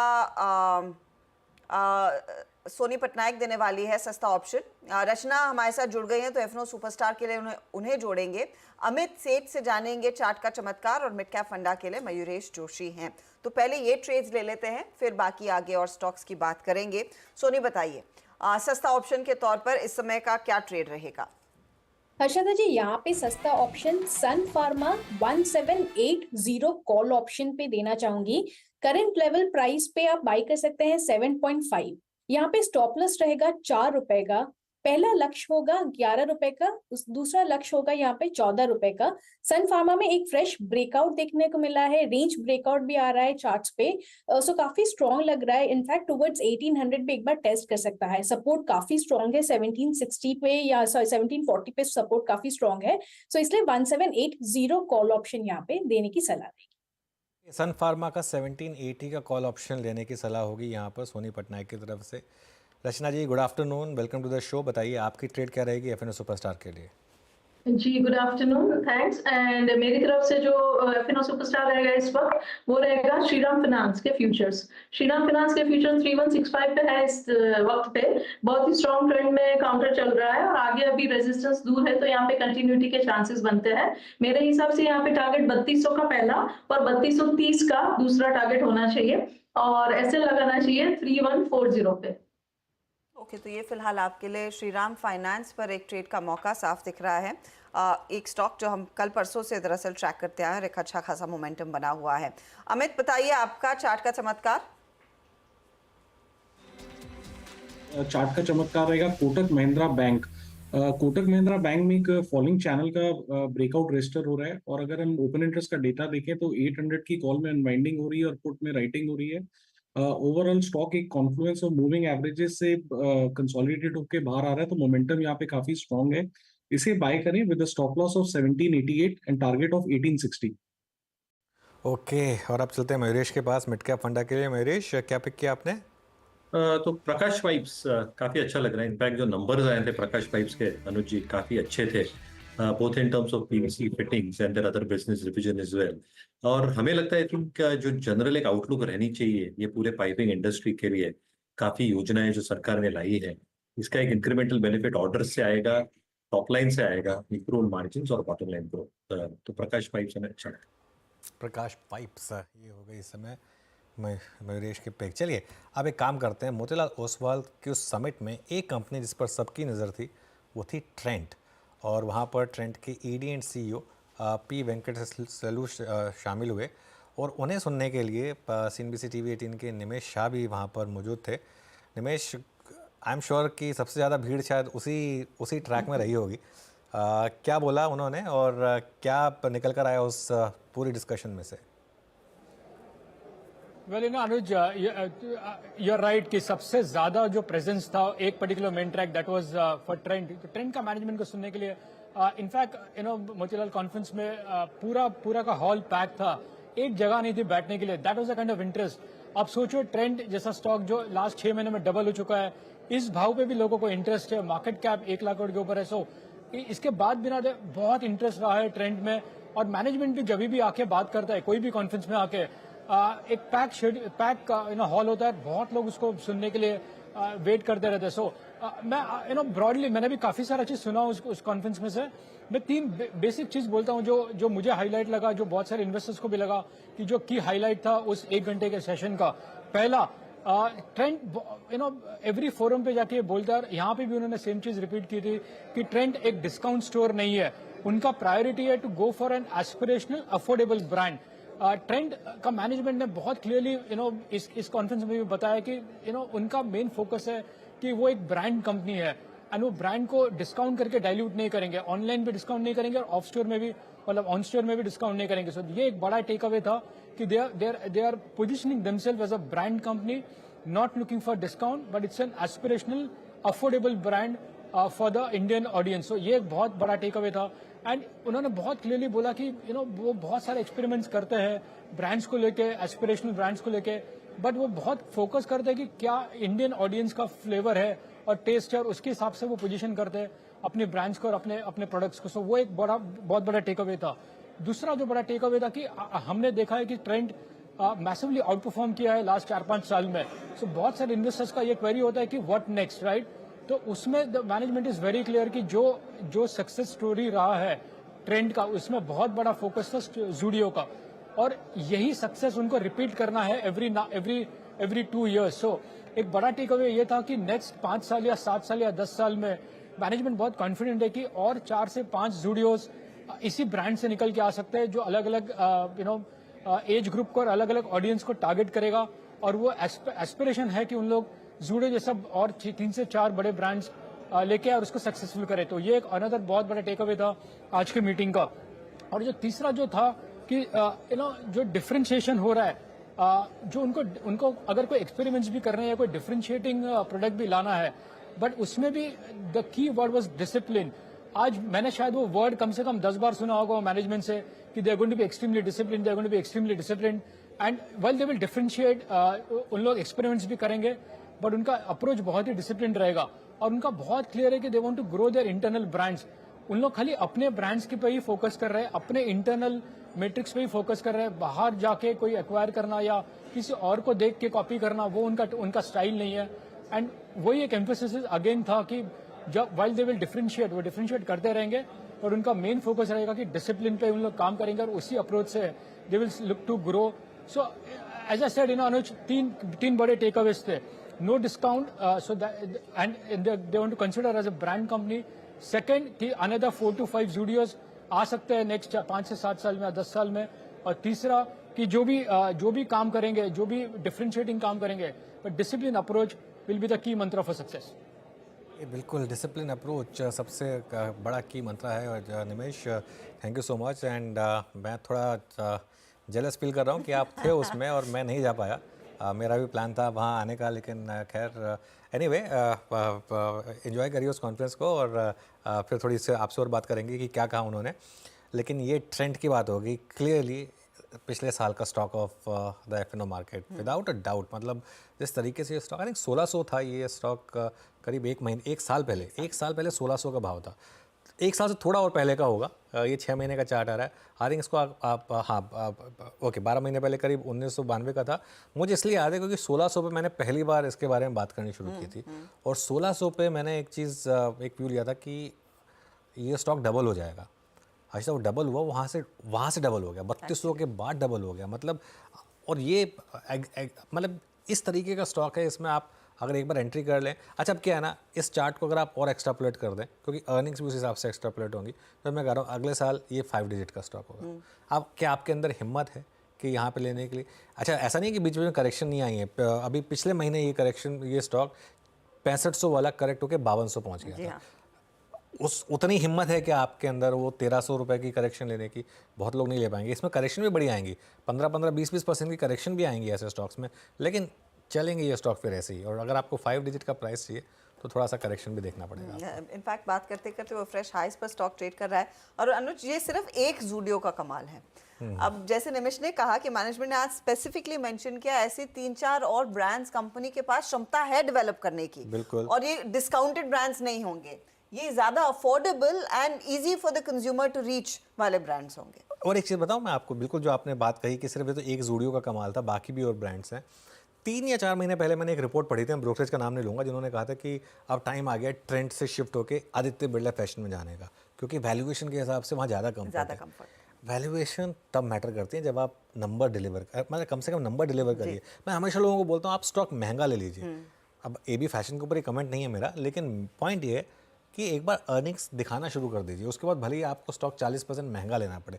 ट्रेंड लोगों ने 1600 पे ना लेके 2000 पे भी लिया हो, लेकिन अगर आप उसमें बने रहे तो बहुत पैसा बना होगा। दिल नहीं जलता है। एग्जैक्टली, तो मार्केट को वर्डिक्ट देने दीजिए, उसके बाद मार्केट को प्रीएम्प्ट करके कोई फायदा नहीं है कि मैंने लोज पे ले लिया। लोज पे लेने से कोई मतलब नहीं है, आप ट्रेंड में ले लें भले स्टॉक को, लेकिन तब लें जब आपको क्लियरली दिख रहा हो कि पैसा बन रहा है यहाँ पर। तो ये फिलहाल ट्रेंड आपके सामने 3 सालों में 650% से ज़्यादा का इजाफा, और ये वो काउंटर है जिसने बार बार अपने आप को दरअसल तेज़ी में रखा है। अगर आपको ये मौका देता भी है तो वहाँ से और डबल होता है काउंटर, एक बहुत तगड़ी तेज़ी बनती हुई दिखाई देती है। चलिए, आई थिंक अब सुमित हमारे साथ जुड़ रहे हैं, और सुमित एक बहुत ही इंटरेस्टिंग पर्सपेक्टिव पेश करने वाले हैं, क्योंकि पिछले 3-4 ट्रेडिंग सेशंस में, इनफैक्ट पिछले पूरे हफ्ते ओला इलेक्ट्रिक सिर्फ उसी की बात हो रही थी, लेकिन ओला के सामने दूसरे जो लेगेसी प्लेयर्स हैं वो कैसे खड़े हैं वैल्यूएशन के तौर पर। और ध्यान रखिएगा, ये लेगेसी प्लेयर्स आगे चलकर ओला को अच्छी खासी टक्कर देंगे, क्योंकि कल ही मैं वो फाडा के नंबर्स पढ़ रही थी कि लेगेसी प्लेयर्स की जो इलेक्ट्रिक व्हीकल की सेल्स हैं उसमें हल्का सा ही सही लेकिन पिकअप देखने को मिला है। अब ओला इलेक्ट्रिक लिस्ट हो चुका है, तगड़ी तेजी इसमें देखने को मिली है। अब आप थोड़ा सा कंपैरिजन कर सकते हैं इसका सीधे दूसरे लिस्टेड प्लेयर्स के साथ, और यही करने के लिए सुमित हमारे साथ जुड़ रहे हैं। ओला इलेक्ट्रिक और साथ ही साथ Hero MotoCorp. Ola electric two wheeler EV space की बड़ी कंपनी जो सोल ईवीज में ही है, और टू व्हीलर स्पेस की जो सबसे बड़ी कंपनी है जिसमें ईवी और आइस दोनों है, वो है हीरो मोटोकॉर्प। अगर इन दोनों को आमने सामने रखते हैं तो आंकड़े क्या कह रहे हैं, सुमित बताइए। तो ईवी स्पेस की सबसे बड़ी कंपनी ओला इलेक्ट्रिक और दुनिया की सबसे बड़ी two wheeler manufacturer Hero MotoCorp, इन दोनों का कंपैरिजन, और ओला इलेक्ट्रिक स्टार परफॉर्मर के तौर पर निकला है हाल फिलहाल की एक शानदार लिस्टिंग के बाद, और मार्केट कैप करीब 60,000 करोड़ रुपए ये हालिया गिरावट के बाद अब देखने को मिल रही है। करीब 1 लाख करोड़ की मार्केट कैप है हीरो मोटोकॉर्प की। सेल्स के लिहाज से हीरो मोटोकॉर्प ऑब्वियसली बात एक बड़ा प्लेयर है, 40,000 करोड़ रुपए के आसपास की सेल्स वहां पर है, और ओला इलेक्ट्रिक करीब 5,000 करोड़ रुपए के आसपास की बिक्री यहां से आते हुए दिखाई पड़ती है। सालाना मुनाफा हीरो मोटोकॉर्प का करीब 4,000 करोड़ रुपए के आसपास है, और ओला इलेक्ट्रिक के जो लास्ट नंबर्स थे उसके हिसाब से रफली 1,600 करोड़ रुपए के आसपास का घाटा यहां पर देखने को मिल रहा है। 17,000 करोड़ रुपए की एक बड़ी नकदी इस कंपनी के पास है कैश रिजर्व्स के तौर पे, क्योंकि ऑलरेडी कैश रिच कंपनियों में सबसे बड़ा नाम अगर आता है तो हीरो मोटोकॉर्प का आता है टू व्हीलर स्पेस में। 2,900 करोड़ रुपए के आसपास के नेगेटिव कैश फ्लोज यहां पर, नेगेटिव कैश की स्थिति यहां पर है। इसके अलावा कैश फ्लो के लिहाज से 5,000 करोड़ रुपए के आसपास का annual cash flow generation hero MotoCorp की तरफ से होता है। ऑपरेटिंग नेगेटिव कैश फ्लो ओला इलेक्ट्रिक की तरफ से है। तो ये फाइनेंशियल नंबर्स के तौर पे सिचुएशन है। डेट के लिहाज से हीरो मोटोकॉर्प पर भी डेट है, लेकिन वो बहुत नेग्लिजिबल डेट है। 17,000 करोड़ रुपए कैश के सामने 600 करोड़ रुपए के आसपास का डेट, और सामने डेट की स्थिति ओला पर करीब 5600 करोड़ रुपए के आसपास का है। इंटरेस्टिंग पार्ट ये भी है कि ये बड़ा केपेक्स कर रहे हैं तो डेट होना लाजमी भी है, लेकिन साथ साथ जो डेट का नंबर है वो आपकी स्क्रीन पर है। मार्केट शेयर जिसको बाजार सबसे ज्यादा रीड कर रहा है, ओला इलेक्ट्रिक एक डोमिनेंट पोजीशन रखता है ईवी मार्केट स्पेस में। 44% का मार्केट शेयर ये कमांड करते हैं। टीवीएस मोटर 17.5% के आसपास का मार्केट शेयर, बजाज ऑटो 13% का मार्केट शेयर, एथर एनर्जी 10% का मार्केट शेयर है। इसमें भी हीरो मोटोकॉर्प की करीब 2.2% के आसपास की हिस्सेदारी है, तो इसको भी आप ध्यान रखिएगा। हीरो मोटोकॉर्प करीब 2.68% के हिसाब से इनकी भी मार्केट शेयर यहां पर है ईवी स्पेस में, प्लस ग्रीव्स कॉटन और अदर कंपनीज का जो मार्केट शेयर है वो 13% के आसपास है। तो यहां पर एक डोमिनेंट पोजीशन ओला की है, और हीरो मोटोकॉर्प यहां पर फिलहाल 2.5% या एथर की वजह से 3 से 4% के आसपास का मार्केट शेयर कमांड करते हैं। लेकिन लो बेस के सामने जो ग्रोथ आई है वो बहुत स्ट्रांग आई है। आप पिछले साल के पहली छमाही के नंबर्स को इस साल के पहली छमाही के नंबर से कंपेयर कर रहे हैं, तो हीरो मोटोकॉर्प में करीब 550% की ग्रोथ आई है ईवी स्पेस में। ऑब्वियसली बात है कि एक लो बेस का बड़ा बेनिफिट भी इनको यहाँ पे मिला है। ग्रीव्स कॉटन जिसका भी मार्केट शेयर छोटा है, यहाँ पर भी करीब 550% के आसपास की ग्रोथ आई है। वॉर्ड विजार्ड करीब 250% के आसपास की ग्रोथ यहाँ पर भी आते हुए दिखाई पड़ी है। बजाज ऑटो 192% की ग्रोथ आई, और ओला इलेक्ट्रिक में भी करीब 80% की ग्रोथ देखने को मिली है। तो यहाँ पे ग्रोथ प्लस मार्केट शेयर को मार्केट रीड कर रहा है ओला इलेक्ट्रिक के केस में, और हीरो मोटोकॉर्प क्योंकि आइस इंजन में इतनी ज्यादा ग्रोथ अभी तक देखी नहीं गई है, लेकिन वहां पर अभी बाजार को शायद पसंद नहीं आ रहा वो नंबर, अभी तक इतना अपना फीका साइड पे परफॉर्मेंस है, लेकिन कुछ कंपैरिजन ओला इलेक्ट्रिक और हीरो मोटोकॉर्प का आपके सामने है। बिल्कुल, सुमित बहुत बहुत शुक्रिया। और ध्यान रहे कि ये कंपैरिजन जो किया ये सिर्फ एक बेसिक कंपैरिजन है, क्योंकि दोनों कंप्लीटली डिफरेंट फील्ड में है। जैसा सुमित ने बताया, मार्केट शेयर ओला का इलेक्ट्रिक में काफ़ी ज़्यादा है और हीरो का स्टेक है भले एथर में, लेकिन एथर बहुत कम स्टेक है और एथर में एक्चुअली मार्केट शेयर लूज़ किया है पिछले कुछ टाइम में। मयूरेश, ओला आपकी क्या एडवाइस रहेगी यहाँ पर? आज करेक्ट हुआ है स्टॉक ऑब्वियसली, आज सुबह ही हम बात कर रहे थे कि इन लेवल्स पर थोड़ा रिस्की हो गया अभी स्टॉक, काफ़ी चल चुका है, लेकिन क्या व्यू रहेगा अब आपका ओला पर? अनुज जी, दो इंटरेस्टिंग चीज आई थिंक पिछले 2-3 दिनों में ही I think I tried Ola and I tried Jupiter जो टीवीएस की है और हीरो की भी बाइक थ्रू एथर, और जो ओला का फील है वो फैंटास्टिक है। वेरी वेरी लाइट, जो फीचर्स हैं for the price that they are giving, और जो एक एक जो एड्रेनलिन रश मिलता है because of the starting capacity ignition जो आप कहें, वो फैंटास्टिक है। तो मुझे लगता है कि जो मार्केट शेयर गेन्स है इलेक्ट्रिक मोबिलिटी में, और they are expected to launch one more bike EV space में 75,000 के आसपास, फैंटास्टिक टेक्नोलॉजी यूज की है, hats off to the promoters. हालांकि स्टॉक प्राइस के हिसाब से जो वैल्यूएशंस पे ये ट्रेड कर रहा है अभी, I think it's through the roof at this juncture, but I am pretty confident जो इन्होंने डिलीवर किया है अब तक, और अगली बाइक जो आ सकती है ईवी में, इनका मार्केट शेयर बरकरार रह सकता है। तो जिनको आईपीओ अलॉटमेंट लगी है बिल्कुल बरकरार रहे, बने रहे, even if the valuation is too high. अगर कोई फॉल मिलती है, एक बड़ी गिरावट, तो फ्रेश इन्वेस्टर्स इसमें आ सकते हैं। ओके, तो एक अपॉर्चुनिटी क्लियरली बनती हुई इलेक्ट्रिक ईवी स्पेस में इस समय ओला के आने के बाद लिस्टेड प्लेयर्स के बीच। चलिए एक काम करते हैं, लेंगे एक ब्रेक, जब लौटेंगे मार्केट की क्लोजिंग की तरफ बढ़ेंगे और साथ ही साथ ऑयल मार्केटिंग कंपनियों पर भी हमारी नजरें रही हैं। पिछली 3 ट्रेडिंग सेशंस में लगातार तेजी देखने को मिली है, तो इस पर ब्रोकरेजेस की क्या नजरिया बन रहा है, उस पर सोनल बूथरा को भी जोड़ेंगे। बने रहिए आप सीमी आवाज पर।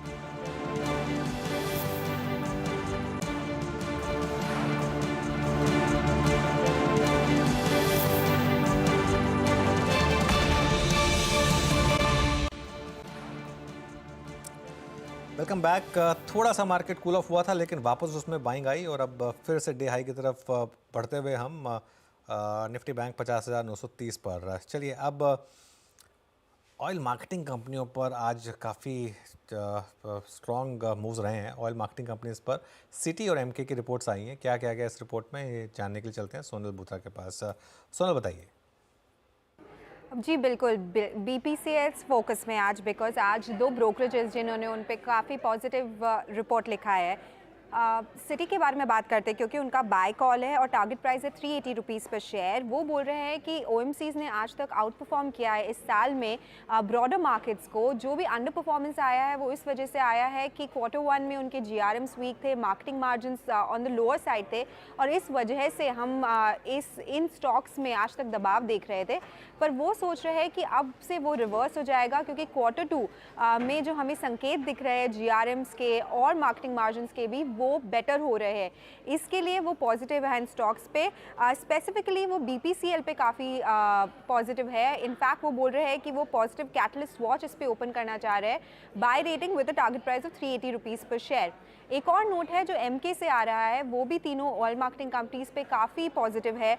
वे कह रहे हैं कि $80 पर बैरल का जो ऑयल प्राइस है अभी, उससे वो काफ़ी कंफर्टेबल है, क्योंकि इसकी वजह से जीआरएम्स जो है वो इम्प्रूव ही होते हुए दिखेंगे। मार्केटिंग मार्जिन्स में भी वो इम्प्रूवमेंट देख रहे हैं, और उन्होंने ओएमसीज को 6.5 टाइम्स EV to EBITDA पे वैल्यू किया है FY26 बेसिस पे। आगे जाके Q3 में बहुत सारे स्टेट इलेक्शंस है, वो सोच रहे हैं उसके आगे जाके मार्केटिंग मार्जिन सिर्फ इम्प्रूव होंगे, क्योंकि प्राइस कट्स की जो पॉसिबिलिटी है वो कम हो जाएगी। उनका बाय जो है वो रीआइटरेट कर रहे हैं बीपीसीएल और एचपीसीएल पे। आईओसीएल पे उनका ऐड है, पर बीपीसीएल के लिए जाके उन्होंने 10% से टारगेट प्राइस भी बढ़ाया है, बिकॉज उनका वैल्यू ऑफ इन्वेस्टमेंट्स जो है वो हायर है, और उनका EV to EBITDA मल्टीपल वो 6 से 6.5 टाइम्स पे कर रहा है। तो ये दोनों ब्रोकरेजेस ओएमसीज पे काफ़ी पॉजिटिव है, पर दोनों बीपीसीएल के ऊपर स्पेसिफिकली काफ़ी सैंग्विन है अभी। बीपीसीएल पर ज़्यादा प्राथमिकता आती हुई, ज़्यादा जोर आता हुआ। 405 MK का टारगेट यहाँ पर सिटी को भी पसंद है और वो स्टॉक आज आउट परफॉर्म कर भी रहा है। अच्छा, एक ट्रेड मैं वेरी क्विकली आपकी स्क्रीन पर लाना चाहूँगी, वो है डीवीज लैबकॉर। सुबह में आई थिंक कविता ने ये ट्रेड दिया था बाय साइड की तरफ। अमित, अगर इसको रिविजिट किया जाए, कंसिडरिंग पिछले 10-15 मिनटों में यहाँ पर तेजी की पोजीशंस और जुड़ती हुई दिखाई दी हैं, 1-1.25%। एक ट्रेंडिंग मार्केट में जब डीवीज जैसे काउंटर्स भी पार्टिसिपेट करते हैं, शायद यहाँ पर कुछ और it's not only the defensive play, market कुछ प्राइस एक्शन देख रहा है। यहाँ पर वॉल्यूम पिकअप नजर तो आ रहा है, लेकिन 4721 पर क्या एक नई खरीद बनेगी ये? जी मैम, डीवीज का स्ट्रक्चर काफी पॉजिटिव है और रिसेंटली जो पुल बैक आया है उसने 50 डेमा और एक हॉरिजॉन्टल सपोर्ट जोन जो कि लगभग 4650 के आसपास वहां पे सपोर्ट लिया और वहां से स्टॉक एक पुल बैक जनरेट कर रहा है। अपसाइड में थोड़ा सा एक 10 और 20 डेमा का रेजिस्टेंस जरूर है 4740 के आसपास, लेकिन यहाँ पे एक पोजीशन बनाई जा सकती है क्योंकि एक अच्छे रिस्क रिवॉर्ड पॉइंट पे मिल रहा है। प्राइस एक्शन इसका अच्छा है आज के सत्र में, तो इसे बाय कर सकते हैं with stop loss of 4650 and targets of 4800 to 4850। Okay, तो 4800 4850 की तरफ बढ़ता हुआ ये काउंटर आपको साफ दिखाई देगा। अच्छा, 24711 के आसपास निफ्टी और निफ्टी बैंक भी यहाँ पर 484 पॉइंट्स के गेंस दिखाता हुआ, तो 50-900 के ऊपर थे, अब हल्का सा उसके नीचे हम आए ज़रूर हैं। थोड़ा सा फिर निफ्टी के एक्सपायरी का इम्पैक्ट है हर्षदा, क्योंकि फिर निफ्टी की एक्सपायरी का इम्पैक्ट थोड़ा सा बैंक निफ्टी पर भी आता है। आई थिंक कॉल राइटर्स ने पोजीशन ली हुई थी फिन निफ्टी में। एक बार फिन निफ्टी का इंडेक्स आ जाएगा आपकी स्क्रीन पर 23200, 23250, 23300, ये तीनों के तीनों स्ट्राइक्स पर काफ़ी बिल्डअप था। तो वही था मामला, वही, इसीलिए मैं एक चीज़ कह रहा था कि बैंक निफ्टी में एक बार आपको डे हाई निकालना पड़ेगा, तभी और तेज़ी आएगी। ये 3 PM मूव है, लेकिन ये ठीक है, ये ऑप्शन राइटर्स अपना एक मूव कर रहे हैं। मेरे ख्याल से यहाँ पर भी बंद हो जाएंगे तो ठीक ठाक रहेगा। हम क्लोज फिर भी इसको मैं बहुत शानदार मानूंगा अगर यहाँ पर भी हम बंद हो गए तो कोई दिक्कत नहीं है। जी हाँ, वैसे आज डे हाई 51,025 का था। BT ट्रेड्स लेना शुरू करते हैं फिर अनुज। गाबा जी बताइए, आपके 2 ट्रेड्स तो खूब हिट हुए हैं, ICICI प्रू और SBI लाइफ। अब कल के लिए कोई ट्रेड जो कैरी करना है? स्टॉक का नाम है SBI कार्ड, अभी ब्रेकआउट मिला है, ट्रेड करा है 711 पे, स्टॉप होगा 705, करीब 6 रुपए का है। टारगेट कल तक 720 725, तो फर्स्ट टेक्निकल टारगेट 720 रहेगा। ओके, SBI कार्ड कैरी करेंगे गाबा सर। रचना जी, आप क्या ट्रेड कैरी करेंगे कल के लिए? जी, मेरी तरफ से HDFC AMC रहेगा एंड उसके फ्यूचर्स को हम लॉन्ग करेंगे। हम 4300 पे इसमें SL लगाएंगे एंड लॉन्ग करके 4350 और 4375 के 2 टारगेट्स लगाएंगे। ओके, HDFC AMC तेजी वाला ट्रेड। सोनी, आप क्या पिक करेंगी? अभी HDFC AMC था, काफी स्ट्रॉन्ग लग रहा है, तो यहाँ पे फ्रेश यहाँ पे देना चाहूंगी PFC में, जो कि काफी स्ट्रॉन्ग रेंज ब्रेकआउट नजर आया है यहाँ पे। सो PFC बाय कर सकते हैं 510 स्टॉप लॉस के साथ और टारगेट रहेगा 535, दूसरा टारगेट रहेगा 540। ओके, PFC ये हो गई BTST ट्रेड। मानस, आपका ट्रेड कल के लिए BTST STBT? तो देखिए, BTST के लिए सिटी यूनियन बैंक में खरीदारी करने की राय रहेगी। एक फ्रेश ब्रेकआउट चार्ट पे देखने को मिला है, हाई टॉप हाई बॉटम्स पे स्टॉक ने कंफर्मेशन दिया है। करंट लेवल्स पे खरीदारी करेंगे, 168 के स्टॉप लॉस से 175 के टारगेट सेट करेंगे। यूनियन बैंक 175 का टारगेट। जतिन, आपका ट्रेड क्या रहेगा? मेरा ट्रेड रहेगा टाटा पावर में। टाटा पावर में हमने आर्ली चार्ट्स पे एक रेंज ब्रेकआउट देखा है लास्ट आवर में, तो हमें लगता है कि ये जो मोमेंटम आया है वो कल के ओपनिंग तक कंटिन्यू रहना चाहिए। तो 429 के टारगेट्स के लिए लॉन्ग करने की सलाह रहेगी। स्टॉप लॉस रहेगा 418 का। ओके, और अब चलते हैं अमित सेठ के पास। अमित जी, आपका ट्रेड क्या रहेगा कल के लिए?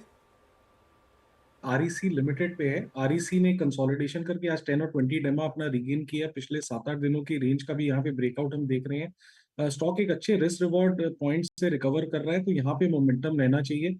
590 का स्टॉप लॉस रहेगा और 620 के टारगेट्स रहेंगे REC पे। ओके, REC एक PFC आया और दूसरा आपके लिए REC वाला ट्रेड सामने उभर कर आ रहा है। ये फिलहाल एक आपके लिए मौका साफ बन रहा है, लेकिन अभी भी समय है मार्केट क्लोज की तरफ। अनुज, निफ्टी बैंक ऑफ कोर्स फिर निफ्टी के तर्ज पर थोड़ा सा कूल ऑफ दिखा रहा है, लेकिन निफ्टी ने जो मोमेंटम पिछले 2-3 ट्रेडिंग सेशंस में दिखाया है और आज ये जो क्लोज 24,700 के ऊपर आ रहा है, इसे आप कैसे रेट करेंगे कंसिडरिंग हम सिर्फ अब एक दिन दूर ही हैं एक्सपायरी से परसों? देखिए, मेरा ये मानना है कि ये क्लोज बहुत अच्छी है हर्षिता, और फिर निफ्टी के एक्सपायरी की वजह से बस वो थोड़ा सा आखिरी का मामला रह गया, वरना वो भी आ जाता आपके लिए। और ये एक ऐसी मार्केट है जिसमें अब आपको कैरी करना चाहिए। आई थिंक कल भी व्यू यही था कि कैरी करिए, आज भी व्यू यही है मेरा कि कैरी करिए आप। और ग्लोबल मार्केट का सेटअप भी बहुत अच्छा है। जैक्सन होल सिंपोजियम से पहले मार्केट एक शानदार मोमेंटम में है और बाज़ार तैयार है नए हाई पर जाने के लिए। ये एक फ्रेश तेज़ी की शुरुआत है। अच्छा, एक चीज़ और बताऊँ मैं आपको, जब मार्केट गिर रहा था और जब मैंने एक व्यू लिया था कि अगस्त में हम ऑल टाइम हाई हिट करेंगे, तब हम करीब 23,900 पर थे। 23,900 पे मैंने एक व्यू लिया था, और उस व्यू पे मैंने एक जो प्रेमाइस रखा था वो ये रखा था कि अगर आप इस मार्केट का अब तक का टेक्सचर उठा के देखेंगे, हर नई तेज़ी 3,000 पॉइंट की होती है। मार्केट 3,000 पॉइंट चलता है निफ्टी पर, फिर कंसोलिडेट करता है, थोड़ा करेक्शन आता है, और उसके बाद जो नई तेज़ी होती है वो 3,000 पॉइंट की तेज़ी होती है जिस लेवल से नई तेज़ी की शुरुआत हुई। तो आप सपोज़ करिए कि वो तेज़ी की शुरुआत 24,000 से हुई थी, 23,900 के करीब 23,800 तक गए थे हम, वहाँ से शुरुआत हुई 24,000 मान लीजिए, 24,200 पे मान लीजिए। तो अब ये मार्केट तैयार है इस स्विंग में 27,000 पर जाने के लिए, और 27,000 मेरा एक व्यू ये है, 27,000 आपको इस साल में ही दिखेगा, इसी साल में। अभी 3 महीने और 4 महीने और बाकी हैं इस सीरीज़ के बाद, तो अगले 4 महीने में और 3,000 पॉइंट के मूव के लिए निफ्टी तैयार है। तो 24,700 के ऊपर की क्लोज निफ्टी पर और 50,800 के ऊपर की बैंक निफ्टी पर ये बहुत स्ट्रॉन्ग क्लोज होगी, और मेरा ये मानना है कि अगले राउंड की जो तेज़ी है उसको शायद बैंक निफ्टी लीड करे, क्योंकि यहाँ पर काफ़ी शॉर्ट्स हैं और यहाँ पर एक अच्छे मूव आने शुरू हुए हैं। तो ये इनफैक्ट कन्विक्शन क्लियरली आपको स्क्रीन पर दिखाई दे रहा है। एक कन्विक्शन होता है जो बोलकर आता है, एक जो स्क्रीन पर भी दिखता है, वो क्लियरली पिछले 2 ट्रेडिंग सेशंस में सामने बनता हुआ दिखाई दिया है।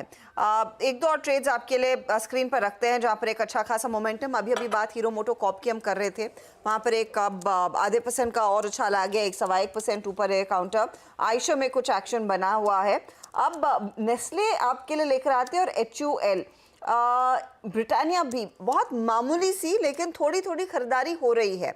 अब मुझे रचना जी एक चीज़ बताइए, जहाँ पर आपको ज़्यादा बड़े मूव्स मिल रहे हैं, क्या आप इन माइल्ड मूव्स FMCG कंपनियों में कुछ शेल्टर ढूंढने की ज़रूरत है? Well, just a moment. यहाँ पे ब्रिटानिया, यहाँ पे FMCG में अगर आप देखना चाहते हैं तो यूनिलीवर को एक देख सकते हैं। यूनिलीवर में अच्छी खासी एक स्ट्रॉन्ग ट्रेंड लाइन बनी हुई है। धीरे धीरे जो मोमेंटम और कंसोलिडेशन हुआ है पिछले 3-4 हफ्तों से, वहां से तो एक स्ट्रॉन्ग मूव वहां पे बन सकता है, और जब तक 27-25 होल्ड करेगा तब तक ये प्रोबेबिलिटी बनी रहेगी कि अपसाइड पे वो 2800 की तरफ जाए और एक स्ट्रॉन्ग कैंडल बनाए। जहां तक अदर स्टॉक्स की बात है लाइक ब्रिटानिया एंड ऑल, तो यहाँ पे ब्रिटानिया में रेजिस्टेंस बहुत क्लोज है, वहां पे मैं एडवाइस नहीं करूंगी कि एंट्री फ्रेश करी जाए। लेकिन HUL में नेशनल लेवल से एक इंटरेस्टिंग टर्न राउंड बनता हुआ दिखाई दिया है, उस पर ध्यान दिया जा सकता है। आज दिन भर हमने मिड कैप IT देखे हैं ट्रेंड करते हुए, अच्छी खासा इजाफा देखने को मिला। अब इन्फो एज को आप टेक्निकली मिड कैप IT नहीं कहेंगे, लेकिन इस स्टॉक पर नजरें डाल लेते हैं क्योंकि करीब 0.24% कैश मार्केट के मूव्स हैं। आप ओपन इंटरेस्ट एडिशन के पर्सपेक्टिव से देखिए और वॉल्यूम यहाँ पर क्या बन रहा है उस पर्सपेक्टिव से देखिए, तो नेशनल लेवल से कुछ रिकवरी की कोशिश करने लगा है ये काउंटर। मानस, इस पर हमने पहले चर्चा की हुई है 7411 पर। अब चार्ट्स पर कहाँ प्लेस्ड है? क्या आपको लग रहा है एक ऐसे मोड पर आ गया है कि यहाँ से स्टॉक, जैसे हमने बीच में देखा था बहुत तगड़ी रैली दिखाई थी इसने, उस तरह का मूव दिखा सकता है या नहीं? बिल्कुल दिखा सकता है। देखिए 2021 के हाईज के आसपास ट्रेड कर रहा है, 7465 हाई था 2021 का, उसके आसपास ट्रेड कर रहा है। तो अगर ये लेवल्स ब्रीच हो जाते हैं, 2021 के हाई ब्रीच हो जाते हैं, तो फिर एक नई रैली में आप उम्मीद कर सकते हैं कि कम से कम 8,200 तक के टारगेट देखने को मिल सकते हैं। तो मेरी राय में तो अपनी लॉन्ग पोजीशन में बिल्कुल बने रहिए और 7150 के नीचे फिलहाल के लिए पोजीशन स्टॉप लॉस लगा के रखिए। थोड़ा मार्केट कूल ऑफ हो रहा है तब। आई थिंक ये शायद 3 PM मूव है निफ्टी में, बैंक निफ्टी में भी। बैंक निफ्टी में देखिए क्लोज जरूरी है 50-800 के ऊपर होना, 50-800 के नीचे अगर क्लोज हुई तो फिर मैं जो एक चीज़ शुरू में कह रहा था जी। मैं अभी इसको ब्रेकआउट नहीं मानूंगा, क्योंकि ये शॉर्ट कवरिंग मूव्स जो होते हैं ना, ये आपको कई बार मतलब भ्रमित कर देते हैं कि मार्केट में असली वाला move फॉल्स ब्रेकआउट कहते हैं। फॉल्स ब्रेकआउट के बहुत रिस्क होते हैं। इसके लिए बैंक निफ्टी को, और अब तो देखिए हम 50-800 के नीचे आ गए, वो 50-800 के सिग्निफिकेंस है क्योंकि वो 20 डे में है। अब आप हाई से 200 पॉइंट से ज़्यादा गिर चुके हैं, 200-200 पॉइंट गिर चुके हैं, तो 1/3 तेज़ी आप गंवा चुके हैं। आप भले चाहे उसको 3 PM मूव कहें, एक्सपायरी रिलेटेड मूव कहें या जो मर्जी कहें, इसके लिए क्लोज ज़रूरी है। 50-800 के ऊपर मार्केट का बंद होना वो ज़रूरी है, बैंक निफ्टी का बंद होना वो ज़रूरी है, वरना फिर थोड़ा सा डिसअपॉइंटमेंट का स्कोप यहाँ पर बढ़ जाएगा। इवन निफ्टी भी अब 24,700 के नीचे आ गया, जो एक समय पे एक लग रहा था हमको कि 24,750 तक की क्लोज दिखा सकता है, अब 24,700 के नीचे आ गया। तो इसके लिए वो लेवल्स की इंपॉर्टेंस बहुत ज़्यादा है। 24,734 का हाई था। निफ्टी इतना नहीं गिरा, लेकिन बैंक निफ्टी क्लियरली हाई से थोड़ा स्लिप हुआ है। अनुज, फिर निफ्टी बैंक के ट्रेडर्स के लिए सलाह क्या होगी? अगर 200-300 पॉइंट का मुनाफा बन रहा है, अभी भी थोड़ा सा स्क्रीन पे, अज्यूमिंग आपने वो डे लो के आसपास लिया होता या ओपनिंग में लिया होता, अब वो कैरी करना है या फिर अब बुक करके वो तो आप जाएंगे? निपटा के चलें। देखिए ये तो मैं बहुत क्लियरली कह रहा हूँ कि उसको तो आप, अगर आपने आज सुबह वाला लिया उसको तो आप निपटा के चलें। सुबह बात हमारी हुई थी कि आधा 50-750 से बुक कर लें, बाकी आधे को कैरी करें, उसको तो आप निपटा के चलें।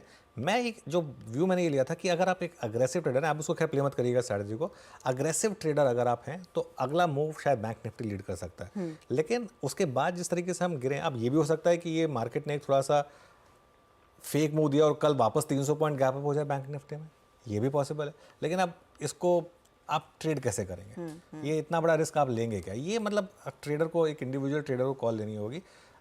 लेकिन थोड़ा सा और अच्छा होता अगर क्लोज जो है अब वापस 50-800 पे जा रहे हैं, 50-800 के ऊपर बंद हो गए तो फिर मैं कहूँगा कन्विक्शन रहेगा कैरी करने का। वो एक लक्ष्मण रेखा है मेरे लिए 50-800 बेसिकली। चले तो देखते हैं और उम्मीद यही करते हैं कि 50-800 को होल्ड करे, उसके ऊपर एक क्लोज जाए। थोड़ा सा नीचे आया था, अब फिर से इसने रिट्रेस किया अपने आप को और 50-803-805 के आसपास ये इंडेक्स खड़ा है। वेरी क्विकली निफ्टी बैंक के कंट्रीब्यूटर्स दिखाएंगे, अगर ये कूल ऑफ आया है तो किन स्टॉक्स में कूल ऑफ बना है, उससे भी एक अंदाजा लग जाएगा कि क्या साथ दे रहा है। देखिए जब हम सुबह में 9:30 से 10 की बात कर रहे थे, निफ्टी बैंक के कंट्रीब्यूटर्स में ज़्यादा रिफ्लेक्ट होगा। एक्सिस, इंडसइंड, कोटक और ऑफ कोर्स फिर बाद में एचडीएफसी ऊपर आया, तो एचडीएफसी बैंक का योगदान अभी भी कायम है। इंडसइंड बैंक, एक्सिस ऊपर है। कोटक का जो कंट्रीब्यूशन था वो ऊपरी लेवल से थोड़ा सा हल्का हुआ है, लेकिन अभी भी ये तेजी वाला ट्रेड है। 1860 if I remember correctly, Amit आपने टारगेट दिया था चार्ट का चमत्कार के लिए, ये कितनी जल्दी आपको होता हुआ दिखाई दे रहा है? ये क्या इस हफ्ता, ये एक हफ्ता लगेगा या फिर वो जस्ट अराउंड द कॉर्नर है? 3 दिन लग सकते हैं। There is quite a good possibility because काफी दिनों बाद एक चैनल का यहाँ पे ब्रेकआउट हुआ है और एक काफी कंसोलिडेशन के बाद ये स्टॉक निकला है। तो थोड़ा सा भी अगर बाजार स्टेबल रहेगा तो मुझे लगता है Kotak will be a relative out performer from the banking sector और इसकी प्रोबेबिलिटी 1850 टू 1860 की काफी अच्छी है। ओके, तो ये फिलहाल आपके लिए वो 1860 जस्ट अराउंड द कॉर्नर जैसे कह रहे हैं। आईसीआईसीआई बैंक में लगभग ऊपरी लेवल से करीब आधे % तक का दबाव देखने को मिला। वो चार्ट अगर आपकी स्क्रीन पर आएगा तो आपको दिखाई देगा कि कैसे वो पीक नीचे की तरफ आया है। इसने दरअसल मार्केट में कूल ऑफ का काम जरूर किया है, लेकिन वायदे बाजार के लिहाज से देखिए 3-4 काउंटर्स मार्केट ने पकड़े और उन्हीं के साथ दरअसल बना रहा। उसमें क्लियरली वो इंश्योरेंस कंपनियां थी। आईसीआईसीआई लॉम्बार्ड जाने से पहले इनफैक्ट जतिन एक बार अगर आप ट्रेड दे सके, क्योंकि प्रू के ट्रेड को हमने बखूबी राइड किया है। लॉम्बार्ड कल तेजी में था, आज करीब 2-2.5% के गेन्स देखने को मिले हैं। तो ये सेकेंड डे रनिंग, क्या तीसरे दिन भी तेजी जारी रहेगी?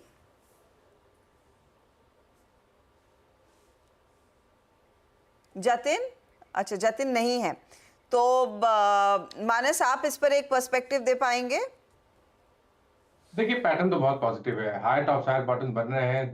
कल जो लास्ट सेशन था उसमें हमने कंसोलिडेशन देखा, आज फिर से रैली रिज्यूम हो गई है। मेरे ख्याल से तो इस पोजीशन में अगर आपने एक लॉन्ग पोजीशन बना के रखी है तो वहां पर बने रहिए। स्टॉप लॉस 2020 पे रखिए, 2020 पे रखिए, पोजीशन में बने रहिए, क्योंकि पोटेंशियल की बात करें तो आई थिंक 2175 के टारगेट्स पॉसिबल है आईसीआईसीआई में।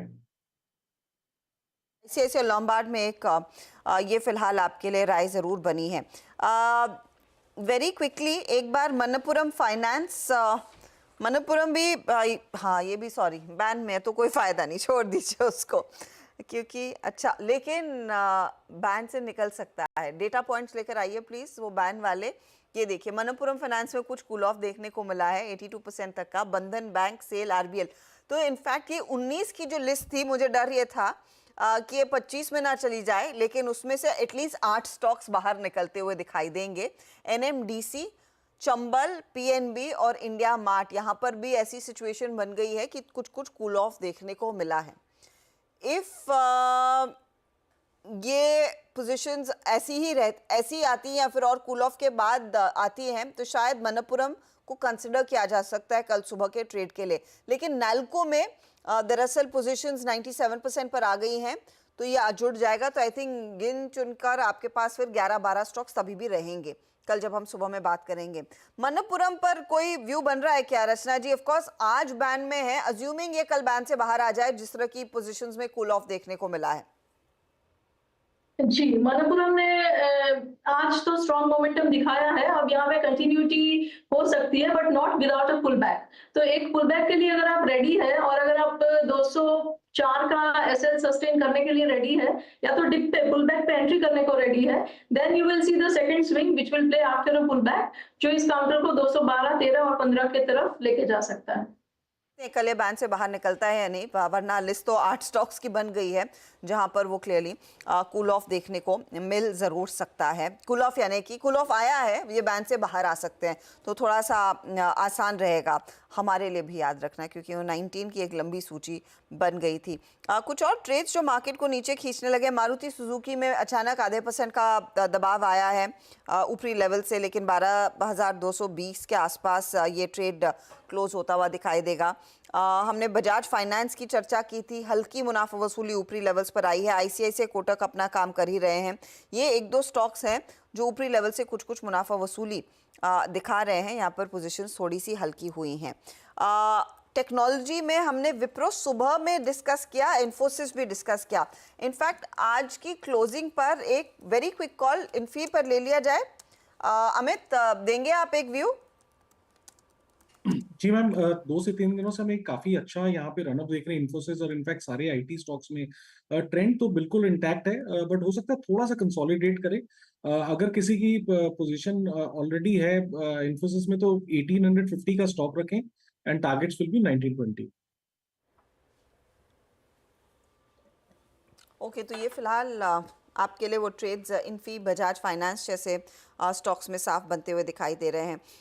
ऑटो साइड पर हीरो मोटो हमने डिस्कस किया, एक बार आयशर मोटर्स भी स्क्रीन पर रखते हैं। थोड़ा सा एक्शन आया आज 4880 के आसपास, लेकिन ये स्टॉक काफ़ी सादा समय दरअसल साइडवेज ही बिता रहा है। आज का मूव कुछ प्रॉमिस कर रहा है क्या आप गावा जी आयशर मोटर्स में? चेक कर लेता हूँ मैं आयशर मोटर्स में, बिल्कुल ले सकते हैं। एक ब्रेकआउट मिला है, स्मॉल ब्रेकआउट 4882 पर ट्रेड कर रहा है। Tight stop, yes tight stop रहेगा करीब 4864 का, तो रीजनेबल है। टारगेट जो अपसाइड हो गए 4980 कहेंगे, तो आई थिंक आयशर मोटर पे एक ट्रेड बनते हैं ऑन द लॉन्ग साइड। यहाँ पर कुछ इंटरेस्टिंग ट्रेड साफ बनता हुआ दिखाई दे रहा है। चलिए, मोतीलाल ओसवाल कॉन्फ्रेंस से अब हमारे साथ कंपनी के जॉइंट एमडी रामदेव अग्रवाल और को फाउंडर जुड़ रहे हैं। रामदेव जी, स्वागत है आपका। इनफैक्ट हम आपके टीम मेंबर्स और कुछ उस मीट के पार्टिसिपेंट से दिन भर बात कर रहे हैं। कल और आज में काफ़ी एक्शन है। 20th conference I am sure is a success like you planned it, लेकिन आपके लिए सबसे बड़ा टेक अवे क्या निकल कर आया है, जिन मैनेजमेंट से आप लोग रूबरू हुए हैं और जिन इन्वेस्टर से आपने बात की है भारतीय बाजार को लेकर? हाँ जी, सो अभी तक क्या है, करीब 10 प्रेजेंटेशन हुए हैं। मैं अभी तक कंपनियों से डायरेक्ट 1-on-1 यहाँ पर करीब 18,000 मीटिंग हो रही हैं ये 3 दिन के अंदर। तो मैं तो सिर्फ नीचे सीओ ट्रैक में जो लोग आ रहे हैं, बड़े लोग, 200 अमेरिकी प्रेजेंटेशंस, उनके साथ 8-10 लोग के साथ मैं देखा हूँ। मैं उसमें मेरे एक समझ में आया कि जैसे ये आपका जो डिजिटल कंपनीज हैं, जैसे जेप्टो आया था आज सवेरे, सबसे पहले जेप्टो चालू हुआ। That looks to be the most outstanding story of the conference so far. मैं जो देखा हूँ उसमें लगता है क्विक कॉमर्स का जो ये है, उसका जो स्पीड है और the pace at which they are trying to build the company, that looks to be one outstanding story. दूसरा ट्रेंड का भी प्रेजेंटेशन था, even that is looking to be very good. And एक हो सकता है एक बहुत बड़ा इंडियन ब्रांड खड़ा हो वहाँ से। So that looks to be also very good.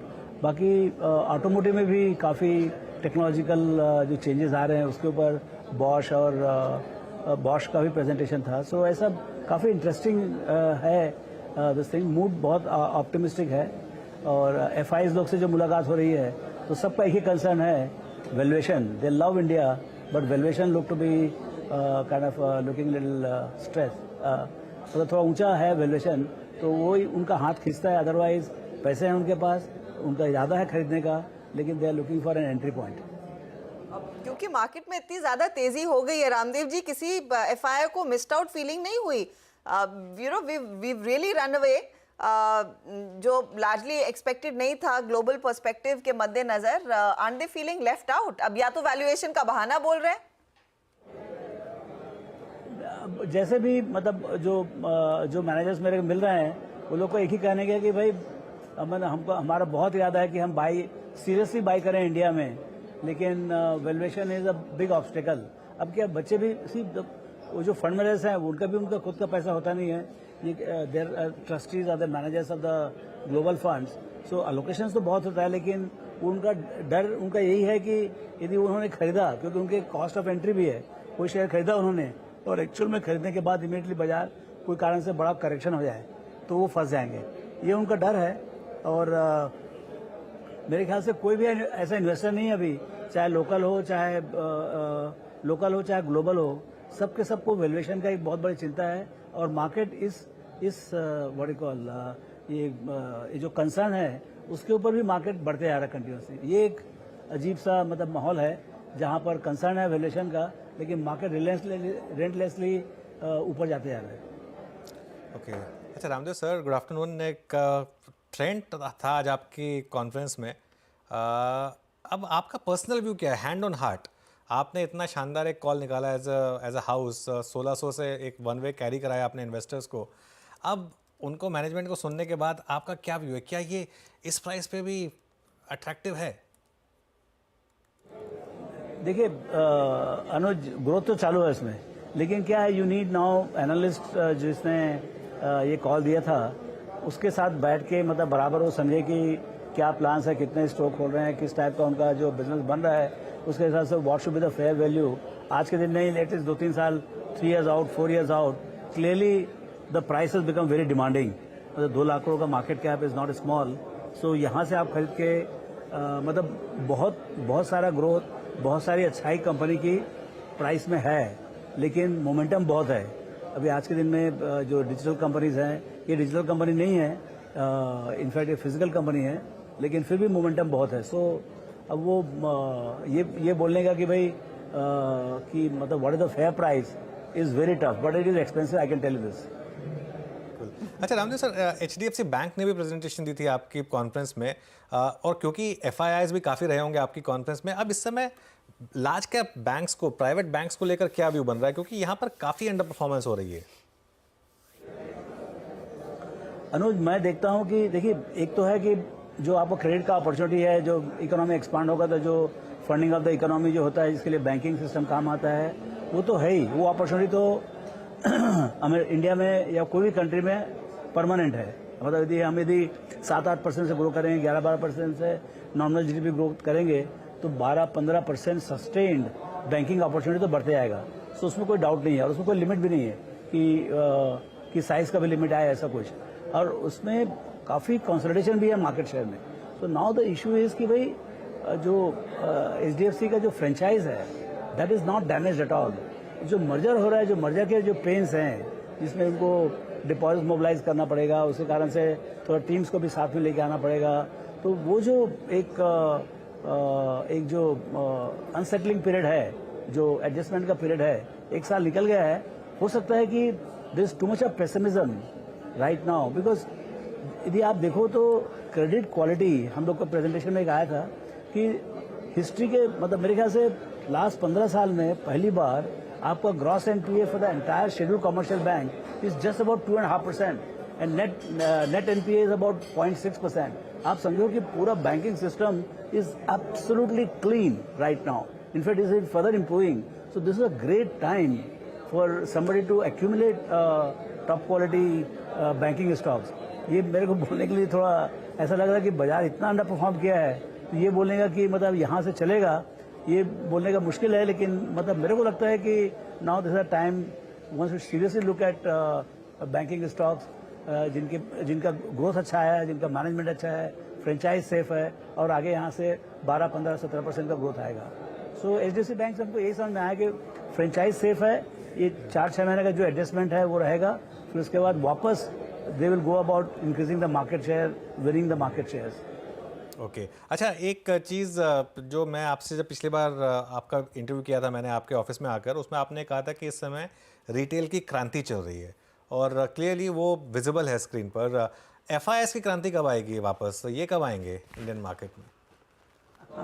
अरे ये दोनों एक साथ हो गए हैं अनुज, तो आपको हम लोग को सबको बता रहे हैं, I don't know what will happen, और वो होगा आगे पीछे जो है होगा, क्योंकि देखिए आपका जो ग्लोबल वेटेज जो है इंडिया का वो बढ़ते आ रहा है। जैसे MSCI इमर्जिंग मार्केट में भी इंडिया का वेट 20% हो गया है एज ऑफ लास्ट मंथ, तो ये तो बढ़ते चला जाएगा क्योंकि यदि मार्केट कैप बढ़ते आ रहा है कंपेयर टू अदर मार्केट्स, तो क्लियरली आपका वेट बढ़ते चले जाएगा और उससे पैसिव फ्लो भी बढ़ेगा।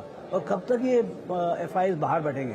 सो अब इसमें मेरे को लगता है कि एक है कि इसमें अर्निंग्स जो कंपोजिशन है जो इस क्वार्टर में थोड़ा स्लो है, यदि मानो थोड़ा सा पिकअप होता है, जैसे रेट साइकिल आएगा या मानसून का इफेक्ट आएगा या मॉनेटरी पॉलिसी में थोड़ा सुधार होगा, उससे यदि मान लो अर्निंग्स यदि प्रोफाइल अच्छा बन गया अगले साल, मतलब 24-25 में यदि 15-17% अर्निंग्स आ गया, फिर उसके बाद even FIs can not sit outside, they will come.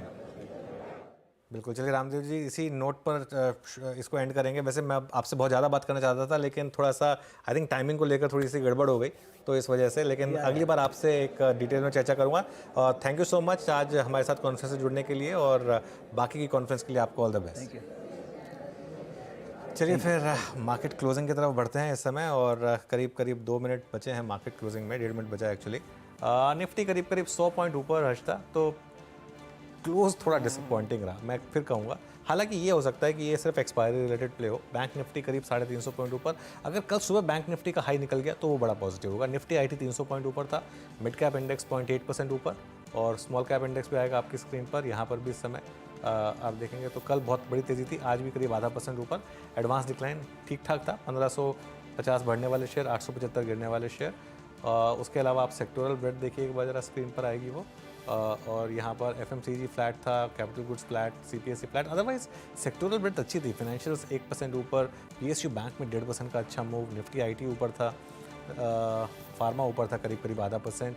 अब निफ्टी का हीट मैप देखते हैं एक बार और उसके साथ आपको छोड़ देते हैं यहाँ पर भारती एयरटेल, ये करीब 1.5% नीचे था आज, ये इंटरेस्टिंग था। ONGC करीब 1.5% नीचे, अदानी एंटरप्राइजेस 1% नीचे। मैं पहले लूजर्स की बात कर रहा हूँ कि ये लिस्ट थोड़ी छोटी थी इसके लिए। ITC एक और स्टॉक था जो करीब 0.5% नीचे था, लेकिन गेनर्स देखिए आप टॉप पे दोनों इंश्योरेंस स्टॉक, और ये मूव खास तौर से लास्ट के 2 घंटे में आया। SBI लाइफ और HDFC लाइफ। SBI लाइफ 5% ऊपर, HDFC लाइफ 3.5% ऊपर, बजाज फाइनेंस तीसरा इंश्योरेंस स्टॉक 3.5% ऊपर। उसके बाद इंडसइंड बैंक, श्रीराम फाइनेंस, सुबह इंडसइंड बैंक का ट्रेड पकड़ा था हमने गावस्कर के साथ। टेक महिंद्रा, हिंडाल्को, बजाज फाइनेंस, BPCL, आयशर मोटर्स, डॉक्टर रेड्डीज, कुल मिलाकर निफ्टी ने फिर भी सेंचुरी लगाई, 100 पॉइंट ऊपर बंद हुआ। ऑफ डे था लेकिन फिर भी एक ठीक ठाक क्लोज कही जाए। एक एब्सोल्युटली ओके क्लोज 24,673 पर निफ्टी और 50,729 पर निफ्टी बैंक। फटाफट से अब लेकर आते हैं आपके लिए सीधा सौदा का अपडेट। नीरज और आशीष के बीच में मुकाबला रहा, किन स्टॉक्स में सबसे ज़्यादा एक्शन बना है वो आपकी स्क्रीन पर चले लेकर आएंगे। तो ये देखिए आशीष के पोर्टफोलियो में nucleus soft, Hindustan zinc, sequence scientific, IndusInd bank, ये वो स्टॉक्स थे। और न्यूक्लियस सॉफ्ट ऑफ कोर्स हमने देखा 20% के अपर सर्किट पर लगता हुआ दिखाई दिया। वहीं अगर आप नीरज का पोर्टफोलियो देखिए तो KEI इंडस्ट्रीज, ये UBS की रिपोर्ट पर आज झूमा है काउंटर, 7.5% के गेन्स। आंध्रा पेपर में 4.5% का इजाफा, पॉलीकैब 1% ऊपर और इंटरग्लोब एविएशन में भी करीब 1 से 1.5% तक की तेजी दिखी। चलिए इसी के साथ आप सभी से लेंगे इजाजत। 24,673 आज की क्लोज निफ्टी पर, और निफ्टी बैंक 51,000 तक पहुंचा जरूर लेकिन वहां टिक नहीं पाया। तो कल के लिए एक और दिन बाकी है इस लेवल को पार करके उसके ऊपर क्लोज दिखाने की। उस सब पर बातचीत होगी लेकिन कल सुबह में जब हमारी मुलाकात 6:57 पर होगी। फिलहाल खबरों का सिलसिला CNBC आवाज़ पर जारी रहेगा, आप बने रहिए CNBC आवाज़ के साथ।